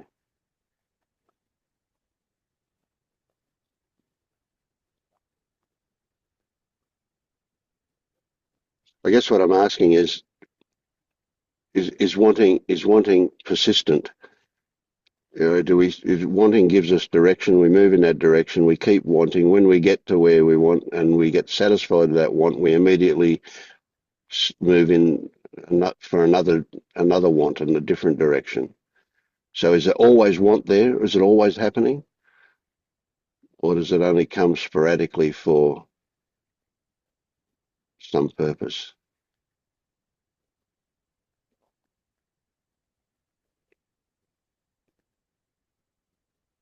Yes, it comes.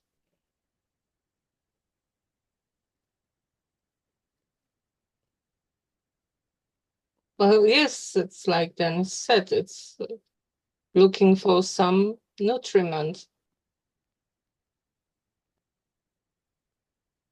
I get nutriment, I'm satisfied. Right, so it goes away then. Yeah.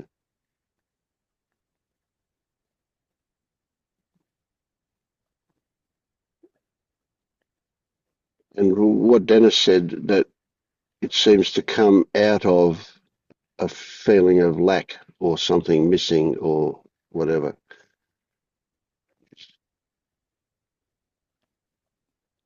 So we can get a want satisfied, and then for a while there's no feeling of lack. Yes.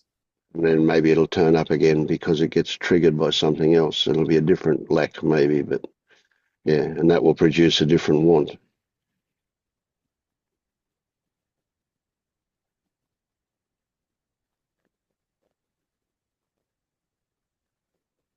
It's just how it is. Yes. How can it be otherwise? It can be otherwise. I guess when you die.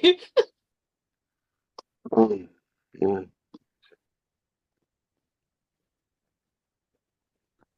Isn't there a difference between a want rooted in lack and a want ignited by creativity or inspiration?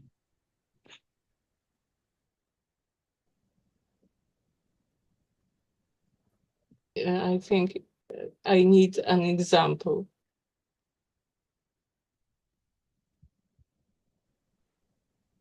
Let's say that an idea comes to mind of something that I want to create, spontaneously pops into my mind. Oh, that would be cool to create.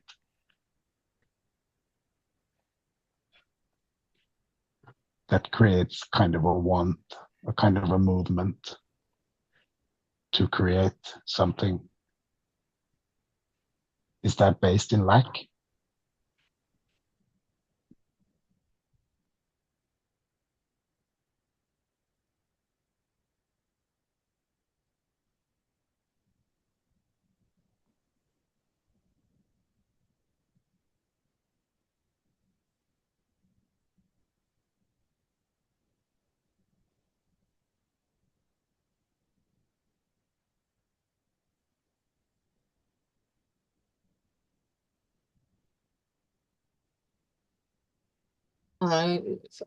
For me, I would say yes.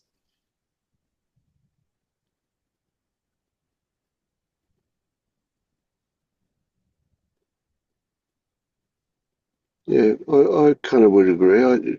I'm imagining, say, a painter has this idea, oh, I'll paint this particular scene. It doesn't exist. It's not there, except mentally, of course. So they put a blank canvas on the easel in front of them, and there's this desire to fill it with this scene to produce it. So it's an empty canvas, and I need to populate it with paints or whatever and produce this scene. So there is a movement from not there to there, not being to being, or whatever, however you want to put it. But doesn't that mean that it was actually looking at the blank canvas that inspired that creative movement? Sure. What I'm saying is that before even watching the blank canvas, there was an inspiration ignited to kind of, Yep. yeah. Yeah, and that scene, I guess, was somehow or other that was present mentally. So I guess there was never not the scene. There just is the movement of the scene from the idea onto the canvas. However that might turn out. Yeah. Get what you're saying, Marius. But the analogy I would have used is, I remember lately my younger daughter was building something for a project in school, and I'm creative that way, and I got the desire, the urge, the burst to want to help her and do it, and that didn't come out of any lack. It's kind of like a joy for life or for doing or for, whereas maybe a desire to win the lotto is based on lack. You know, the idea of the lack wealth. There are different types. One is born out of that lack, but there is the other type that could be born out of just a pure joy for wanting, needing to express and create. Yeah, When you I love want that. well, I would say that when I want the experience of creating, I want the joy of creating. But that doesn't come first, right? That's the difference. The creation doesn't come from wanting to create. The wanting to create comes from the creation. Like the inspiration to create. So that you have idea in the mind, but this idea is lacking unless it's expressed.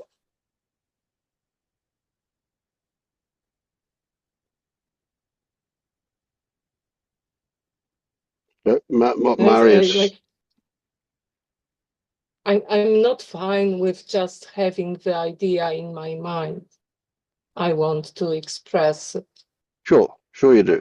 But where did the idea come from? That's what Marius is saying. It's not a lack that produces that idea.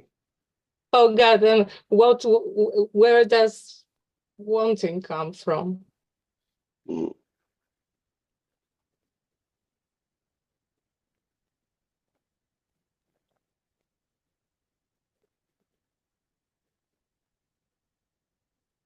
would we say that it's a learned behavior?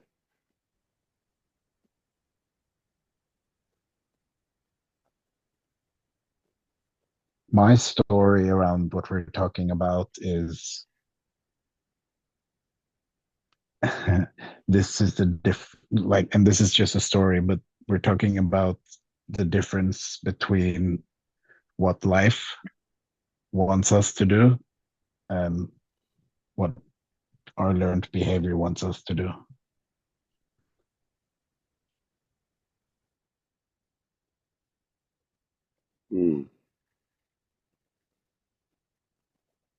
Is there a difference? I'm not, yeah. Yeah, that's a good question. Thanks, Vince. You took it out of my mouth.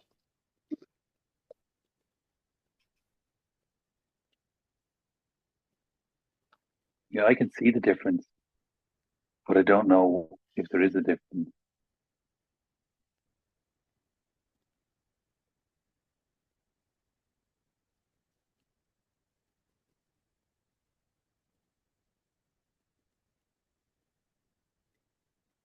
Also, wanting comes from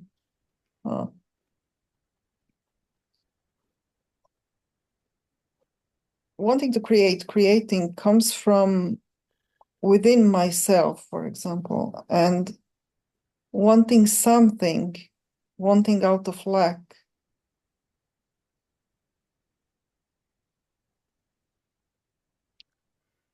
As if I'm expecting the fulfillment of it to come from somewhere else, not from me, from inside of me.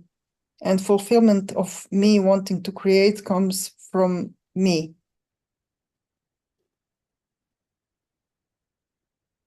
So for me, it's just but sometimes I'm empty of something, like food, and sometimes I'm overflowing with something, and it spills. But Yes. it's not that one is better than the other. What overflows can be creativity, or it can be anger. Or I can have too much food in my stomach. You can, but creating is joy. Creating is the same as playing. I want to play, I want to create, I want to play. For me, it's the same. It has no purpose, it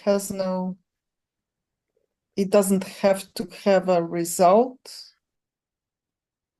And eating be playing and joy.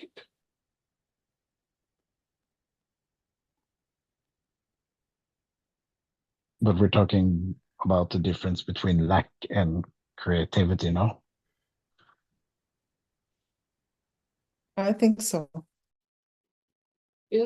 But I also I say that taking inside. I don't know. When I'm reading a book or watching a movie, I'm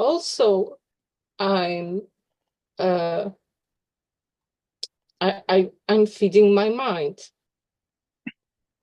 My mind was hungry for some content.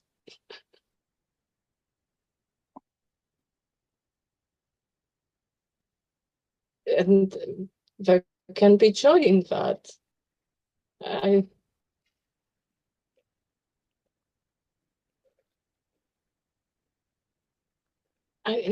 don't know. Like for me, this idea of luck, like it's something bad. Luck. It's not. A fundamental difference there is input and output, right? So a lack is a form of input, and creativity and expression is a form of output. And I think we need both, like breathing. Breathe in, breathe out. You can't Oh yeah, have for one sure. without the other.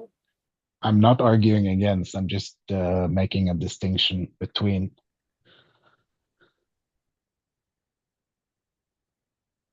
So wanting promotes a desire for input.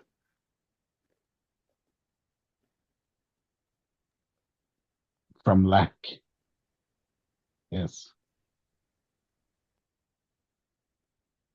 So what about Then we that wanting is future oriented, right? 'Cause so there is expectation involved in wanting. There is a projection of something that into the future. It's always about the future wanting, isn't it? It's always it's always also about the present, that the sense of something not there. But the expectation of fulfillment of the want is always in the future.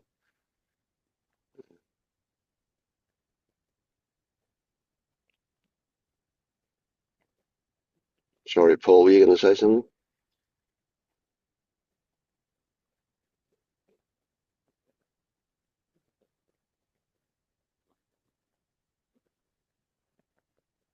No. Oh, okay. I thought I heard you start to speak. Yeah. Okay.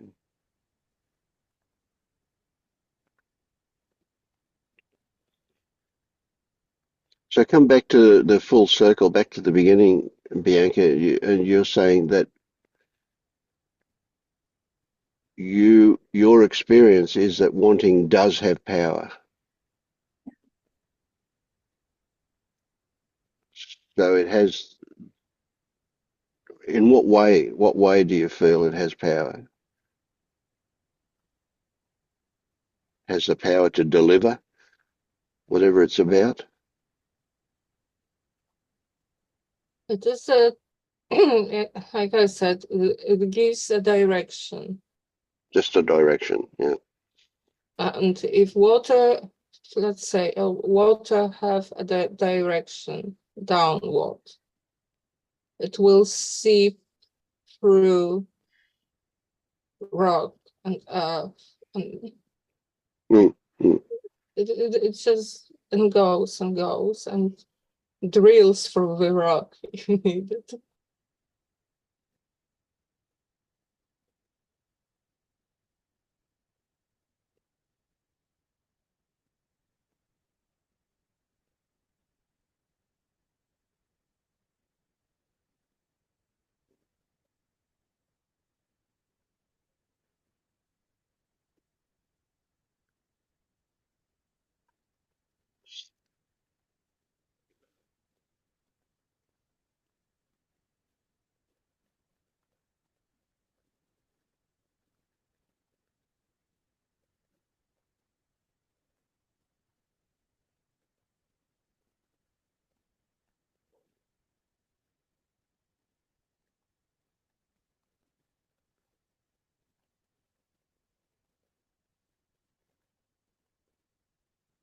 It's an interesting question because this is partially what I brought up in one of our previous meetings, where I shared that most or all of my interest dropped away after this shift. So I kind of am not motivated to go anywhere. And so I'm feeling a bit stuck in life. And what that does is kind of create a conflict in a movement that I'm used to navigating life after, and getting more used to learning how to live in Luke, I'm trying to do spontaneous something. inspiration. Mm. So wanting for you would be give Bianca give you direction again. Wanting would take away this unpleasantness about not having a direction or being aimless or whatever. Would that just, so how come you haven't embraced wanting again?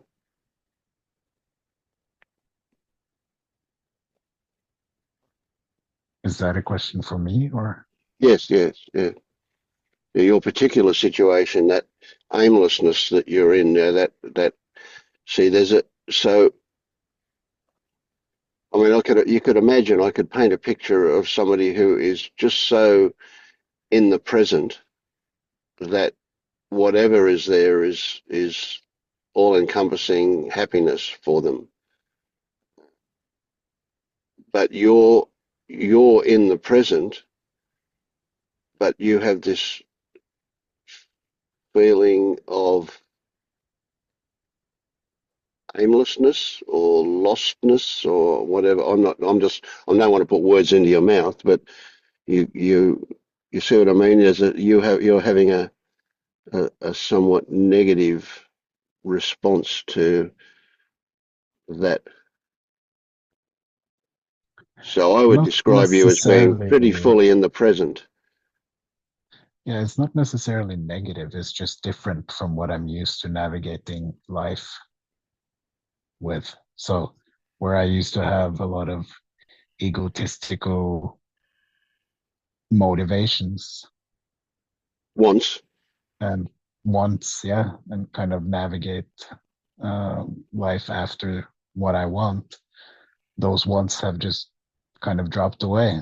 And so it's just this. And so it's just a weird shift, so to speak. It's a new way of living life. Yeah. That is, in the start was confusing, but now it's kind of settling in to be more living spontaneously, I guess. Mm-hmm.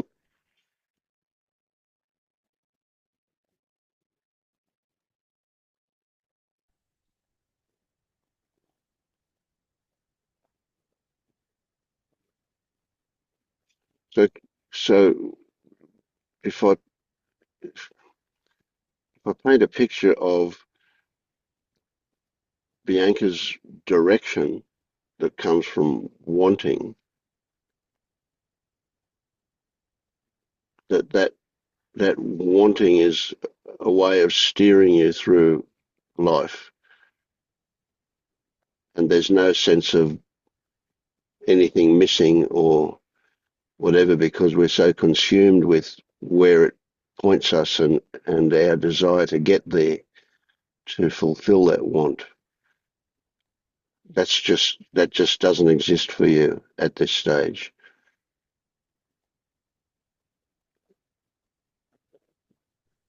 Yeah, pretty much. I mean, I'm not. I'm open to to the possibility of it returning, but that is how it's been for about a month or so, maybe a little bit longer. Right. But in the beginning of that month, there were some of your reactions were that it's uncomfortable. I don't know how to be in this place. Was that right? Yeah, because I think there was a sort of, or the story around it, anyways, was there was a belief that I should be doing something. Yep. Yeah, got it. And And the I need to wasn't. go back to work and all that. Exactly. Yeah.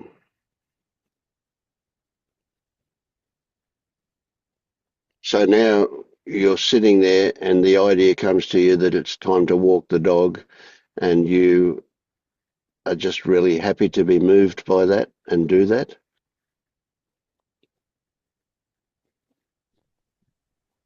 Pretty much. I mean, if I'm, yeah, if that idea pops up in me and I'm not being told to do that, then yes.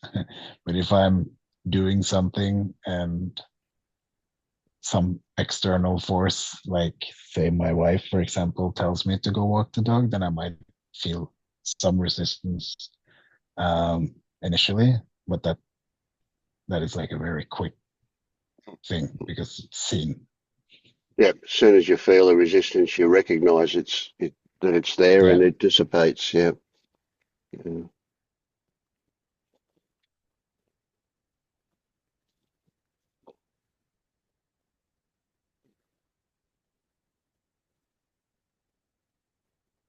For me, it would be still wanting.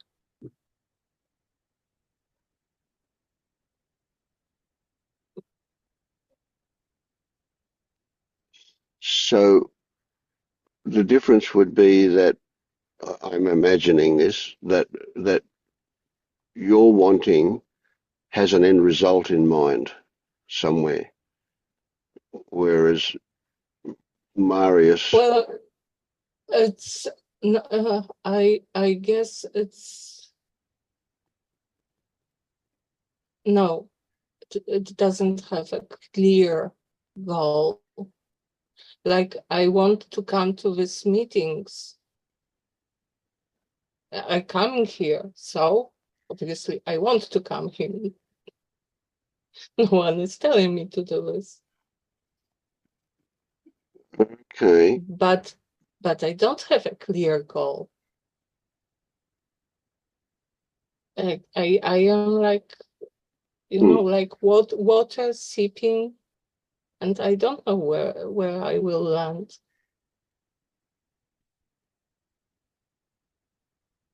yeah, Maybe there is some goal, but mm. in the depths of my mind that I am not aware of. Yeah, sure, yeah, that's a big one, of course. Yeah, so I can think, I'm here and I'm not aware that there was any wanting to be here.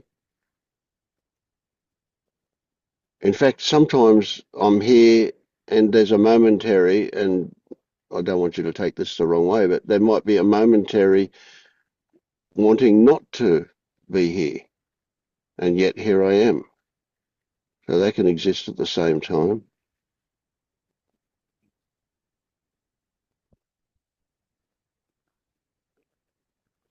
Isn't it just a question of desire shifting from moment to moment? I want to be here. I don't want to be here. I want to be here. I don't want to be here. I end up here. That was the ruling desire. If Mm, I don't want to be here had been the ruling desire, you wouldn't have ended up here. Desire changes moment to moment to moment to moment to moment. It's like the last desire is the one fulfilled. You just may not realize it's the last desire that gets fulfilled because the saying of it might come later than the mm, actual desire itself. In other words, when you say, I might not want to be here, but then I'm here, when you say, I might not want to be here, the desire to be here is already taken over. mm, mm. For Yeah, me, that it's can even, always which one wins. yeah. Because it switches just like this. And this is Yeah, every day. Oh, I want the chicken. No, I want the tuna fish. No, I want the chicken. No, I want the yeah, tuna. yeah, Well, I ended up with the chicken, but maybe I wanted the tuna fish. No, I wanted the chicken, or that's what I ended up with. yeah, yeah, yeah, It just happens so fast it throws you off yeah. because language is so slow. So I would say yes, in a way, desire has the power. The last desire has the power. The second to last desire has it lost. Yeah, it lost. I Yeah, don't know if it is the last one or is it a majority vote. yeah, yeah. So It, they could both exist together, but one's stronger than the other or bigger than the other. Yeah. yeah, either way, either way. But what if what happens has nothing to do with that desire, that want, that just also happens, but it's in parallel to what actually happens and has no actual connection to it. It just happens to That's be enough. there. I guess that's another illusion to be seen through. Yeah. I, I, I mean, you get how far down the rabbit hole do Yeah. you go? But so far up to this moment, we've been talking about want like it actually exists as a thing. It really is something. when of course it doesn't have any form, does it? Well, not to get too far on a limb, but in the beginning it was formless, and then the desire moved across the form. Then that's what started everything. So, where do you go from there? I guess I've always thought desire is the thing that moves everything. So I don't know how any other way to look at it.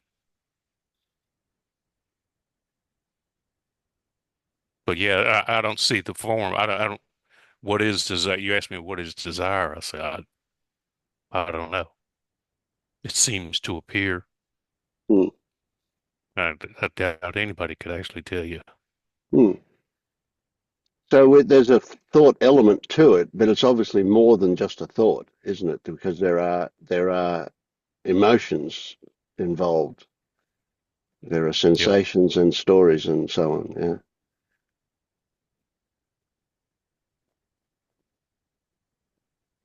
Yep. The story that accompanies desire seems to arise after the fact.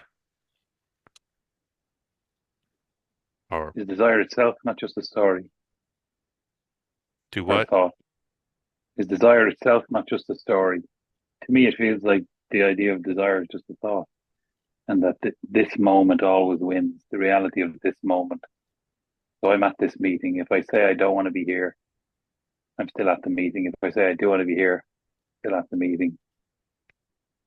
But didn't the desire to say that arise before you said it? No desire was involved in saying it. No? You sure?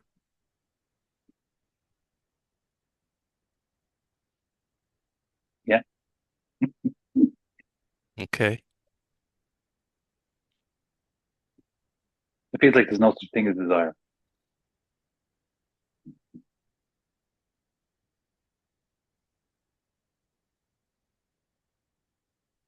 It feels like there's no such thing as desire.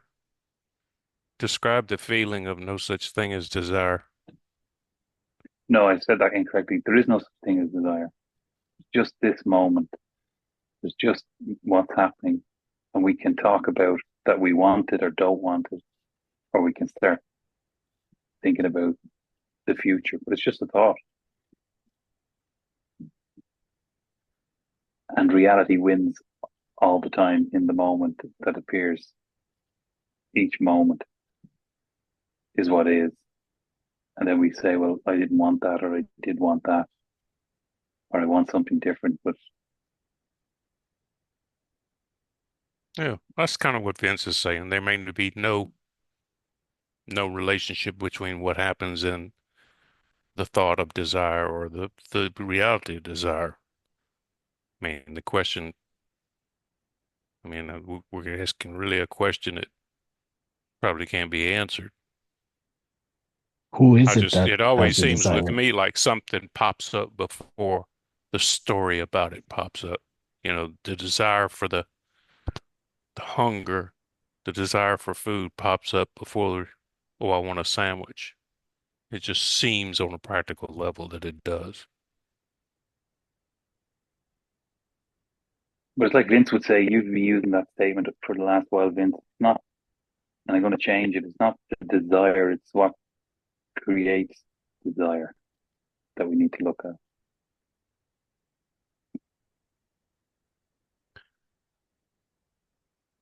Well, But ultimately, isn't bodily it? stuff is going to be, bodily stuff, if this body-mind complex needs food, then I would say that's what creates the desire. Now, for what creates the desire for art or something like that, that's a little bit more heady. Uh, I would say it's still kind of some kind of inborn desire for survival or something like that. We're in this human game and we have rules to play by in the human game. And, you know, We can theorize it all we want, but desire moves us to stay in the game in a way, whatever that entails.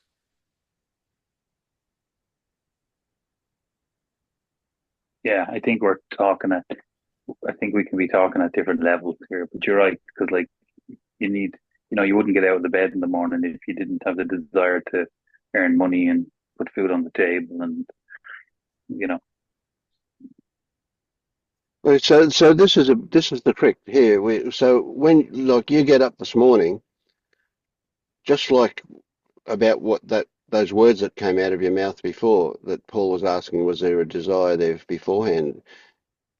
You can get out of bed without there being a desire to get out of bed. Now, let me just say that again, without experiencing something that you call desire to get out of bed. Or let's say that you just automatically get up. You get up without even any kind of thinking about getting up, and you just get up. Then I would say, okay, you're getting up without experiencing a desire to get up. If you are reluctant to get up, let's say you think, oh, I could have used some more sleep, but I have to get up. Then you might formulate the idea of getting up, and so that then might precipitate you to get up, and so you could say, okay, there's some desire in that. And so it's possible, both are possible, I think.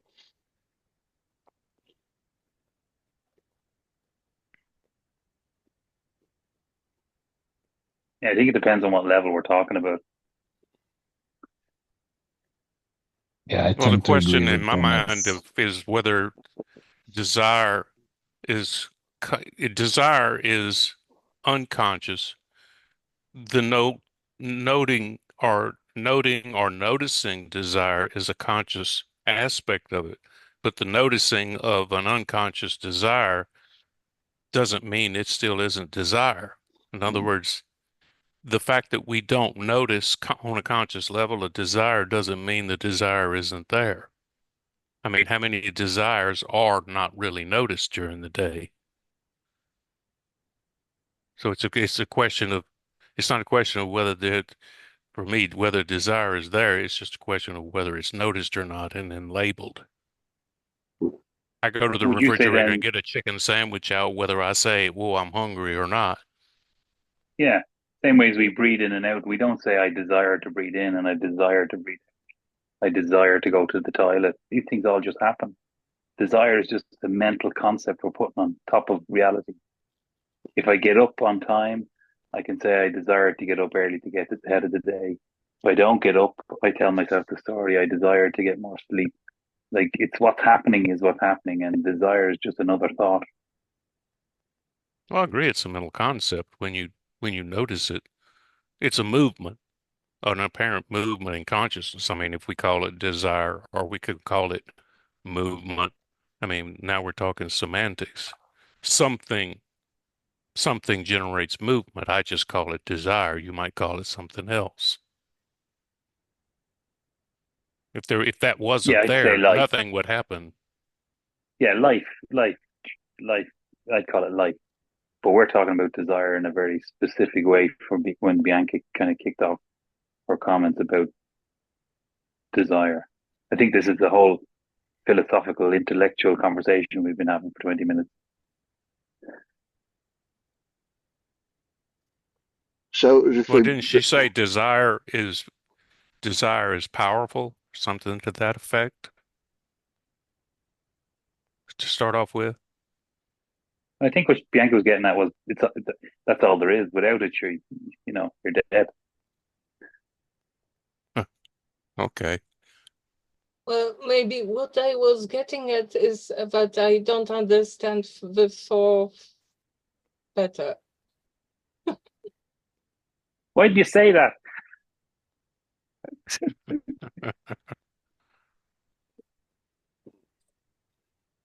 I mean, there is this level that we could say,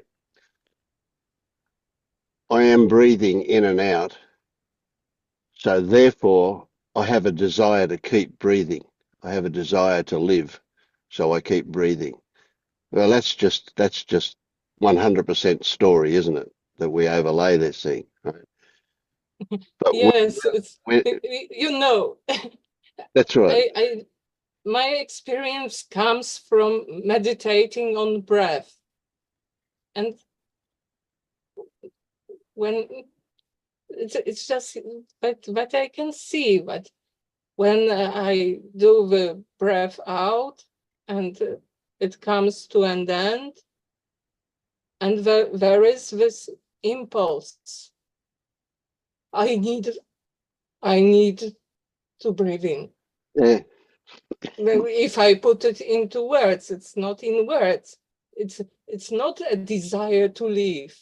It's just it's uncomfortable yeah. to be without Mm, air in my lungs. I do breathe in. mm, Then it becomes uncomfortable with yeah, air in, and It's a need. an impulse arises to breathe out. So it's a And need. but come back away It's a yeah, from the labeling aspect of it, from the over thing. So that idea that I need to keep breathing in order to keep alive as a desire is just a yes, conceptual thing. But we started off talking about want rather than desire. See, so want feels a little bit closer to home than desire. Desire feels a bit more conceptual than want. Want is a feeling yes. I as think well as thoughts. very, very, generally speaking, I want to feel comfortable. This is Now what that drives me. still can be just a story if you are experiencing discomfort, and then the idea, the story that I want to not feel discomfort, I want to feel okay, comes along, then there is a definite physical component to wanting, isn't there?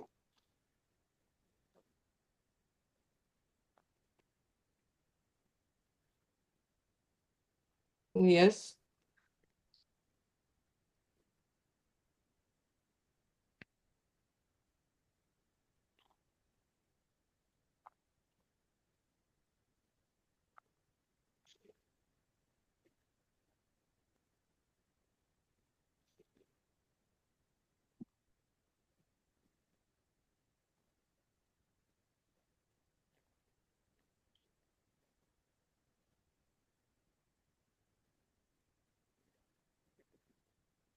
so we want to live.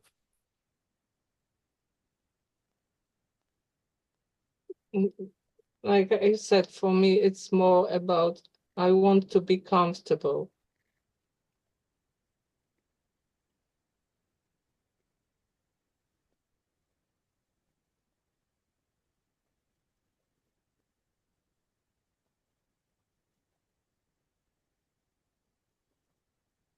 Or you don't want what is.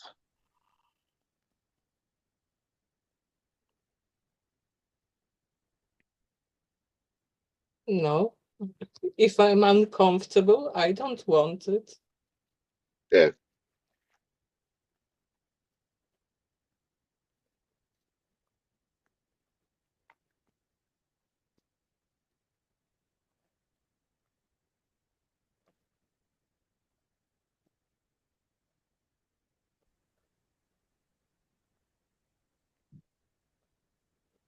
But isn't I don't want to be uncomfortable another want?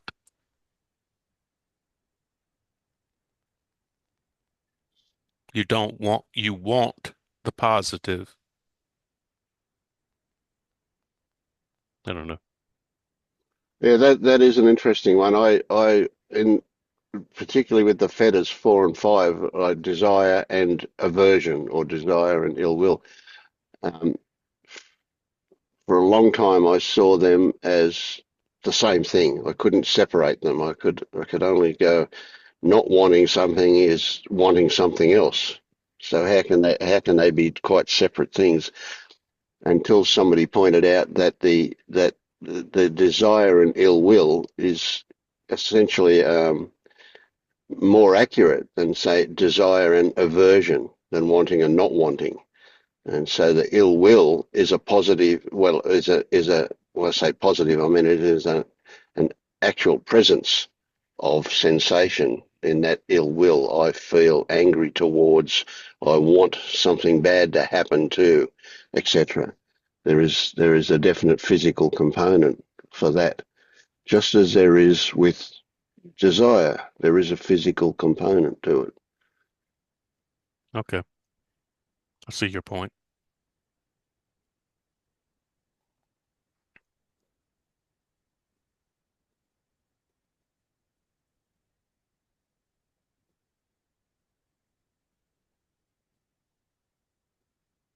So we're talking about the fundamental thing around seeking, right? Because we don't want what is. We don't accept what is. We feel uncomfortable with what is.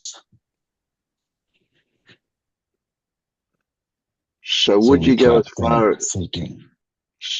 say that again, Marius, sorry? And so we're trapped in seeking. Yeah. Would you go as far as to say that in any want, there is implicit in that not wanting?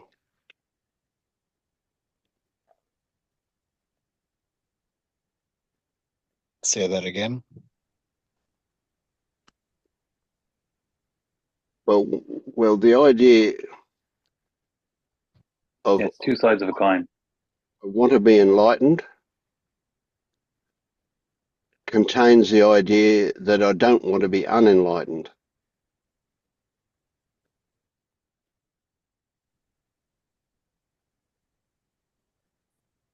Well, I mean, it's just another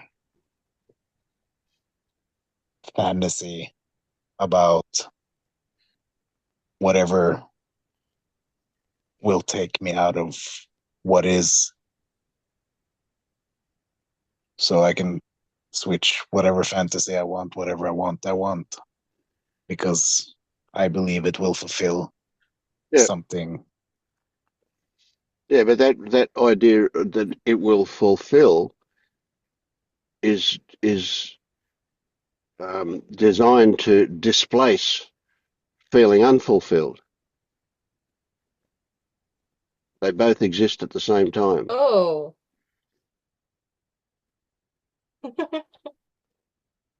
so if I wanted to achieve this state where when I do not want anything, that is wanting the impossible. Trying to get my head around that one too. I mean, it's Well, interesting.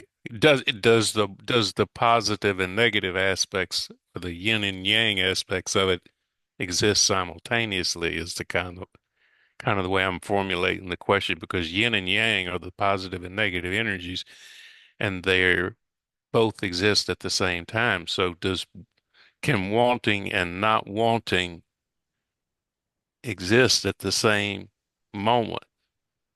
That's that's a tough one. It's a good question. How would that Could be a feel, I koan. guess, is the question.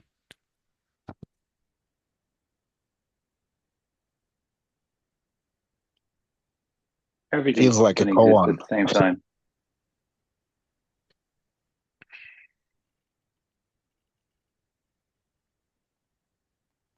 Is the way to approach this not to just say, well, just find the one who wants.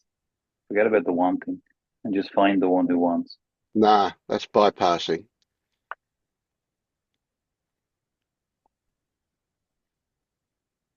That let's might look for this lead. black Go, cat in the dark room, but it's not the... yeah. I don't know if that But I is think if bypassing. if you asked every human being in the world, do you want to be comfortable? mean, most people, except for a few, are going to say, yeah, nobody desires to be uncomfortable.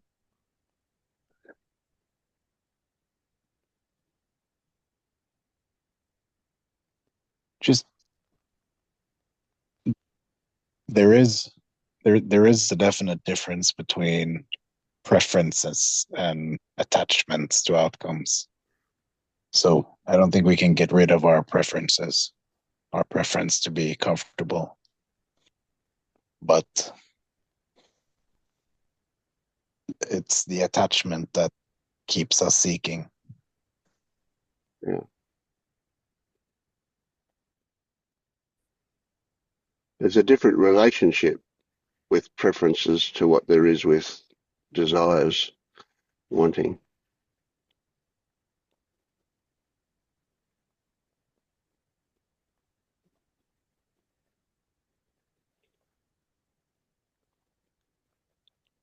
So what would the experience be of wanting and not wanting at the same time? That's what I keep going back to. In terms of federal work, where they tell you to look to the sensations in the body. Is it not as simple as I want to go to bed because I don't want to stay up?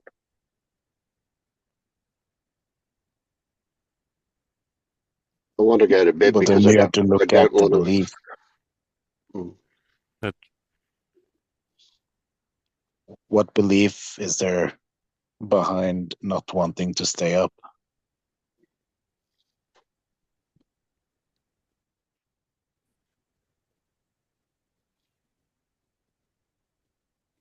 No, it's all story. I mean, the body goes to bed when it goes to bed.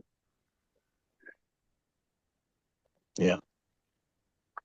I want to go to bed because I don't want to feel tired. What I'm feeling will be relieved by going to bed.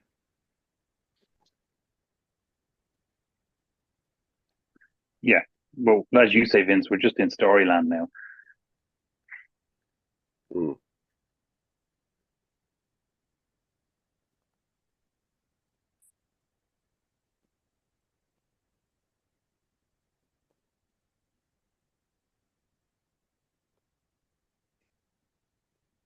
But I do think it's relevant, and I don't think it's bypassing to ask who is it that wants. Because if you can see that there is no who, then at least in my experience, the wants fell away. There are preferences, but there's very little attachment.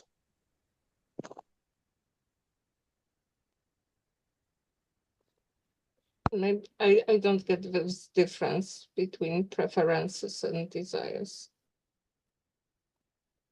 Preferences and attachment. Attachment meaning if you don't get what you want, you suffer. But a preference is I would rather have chocolate. Cup of tea versus coffee. Yeah. But if I don't get that, then it is what it is.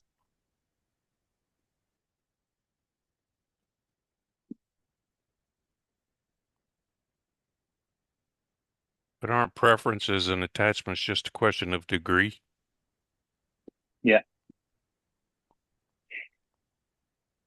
In regards to what you were saying about things falling away, what has to be done will get done.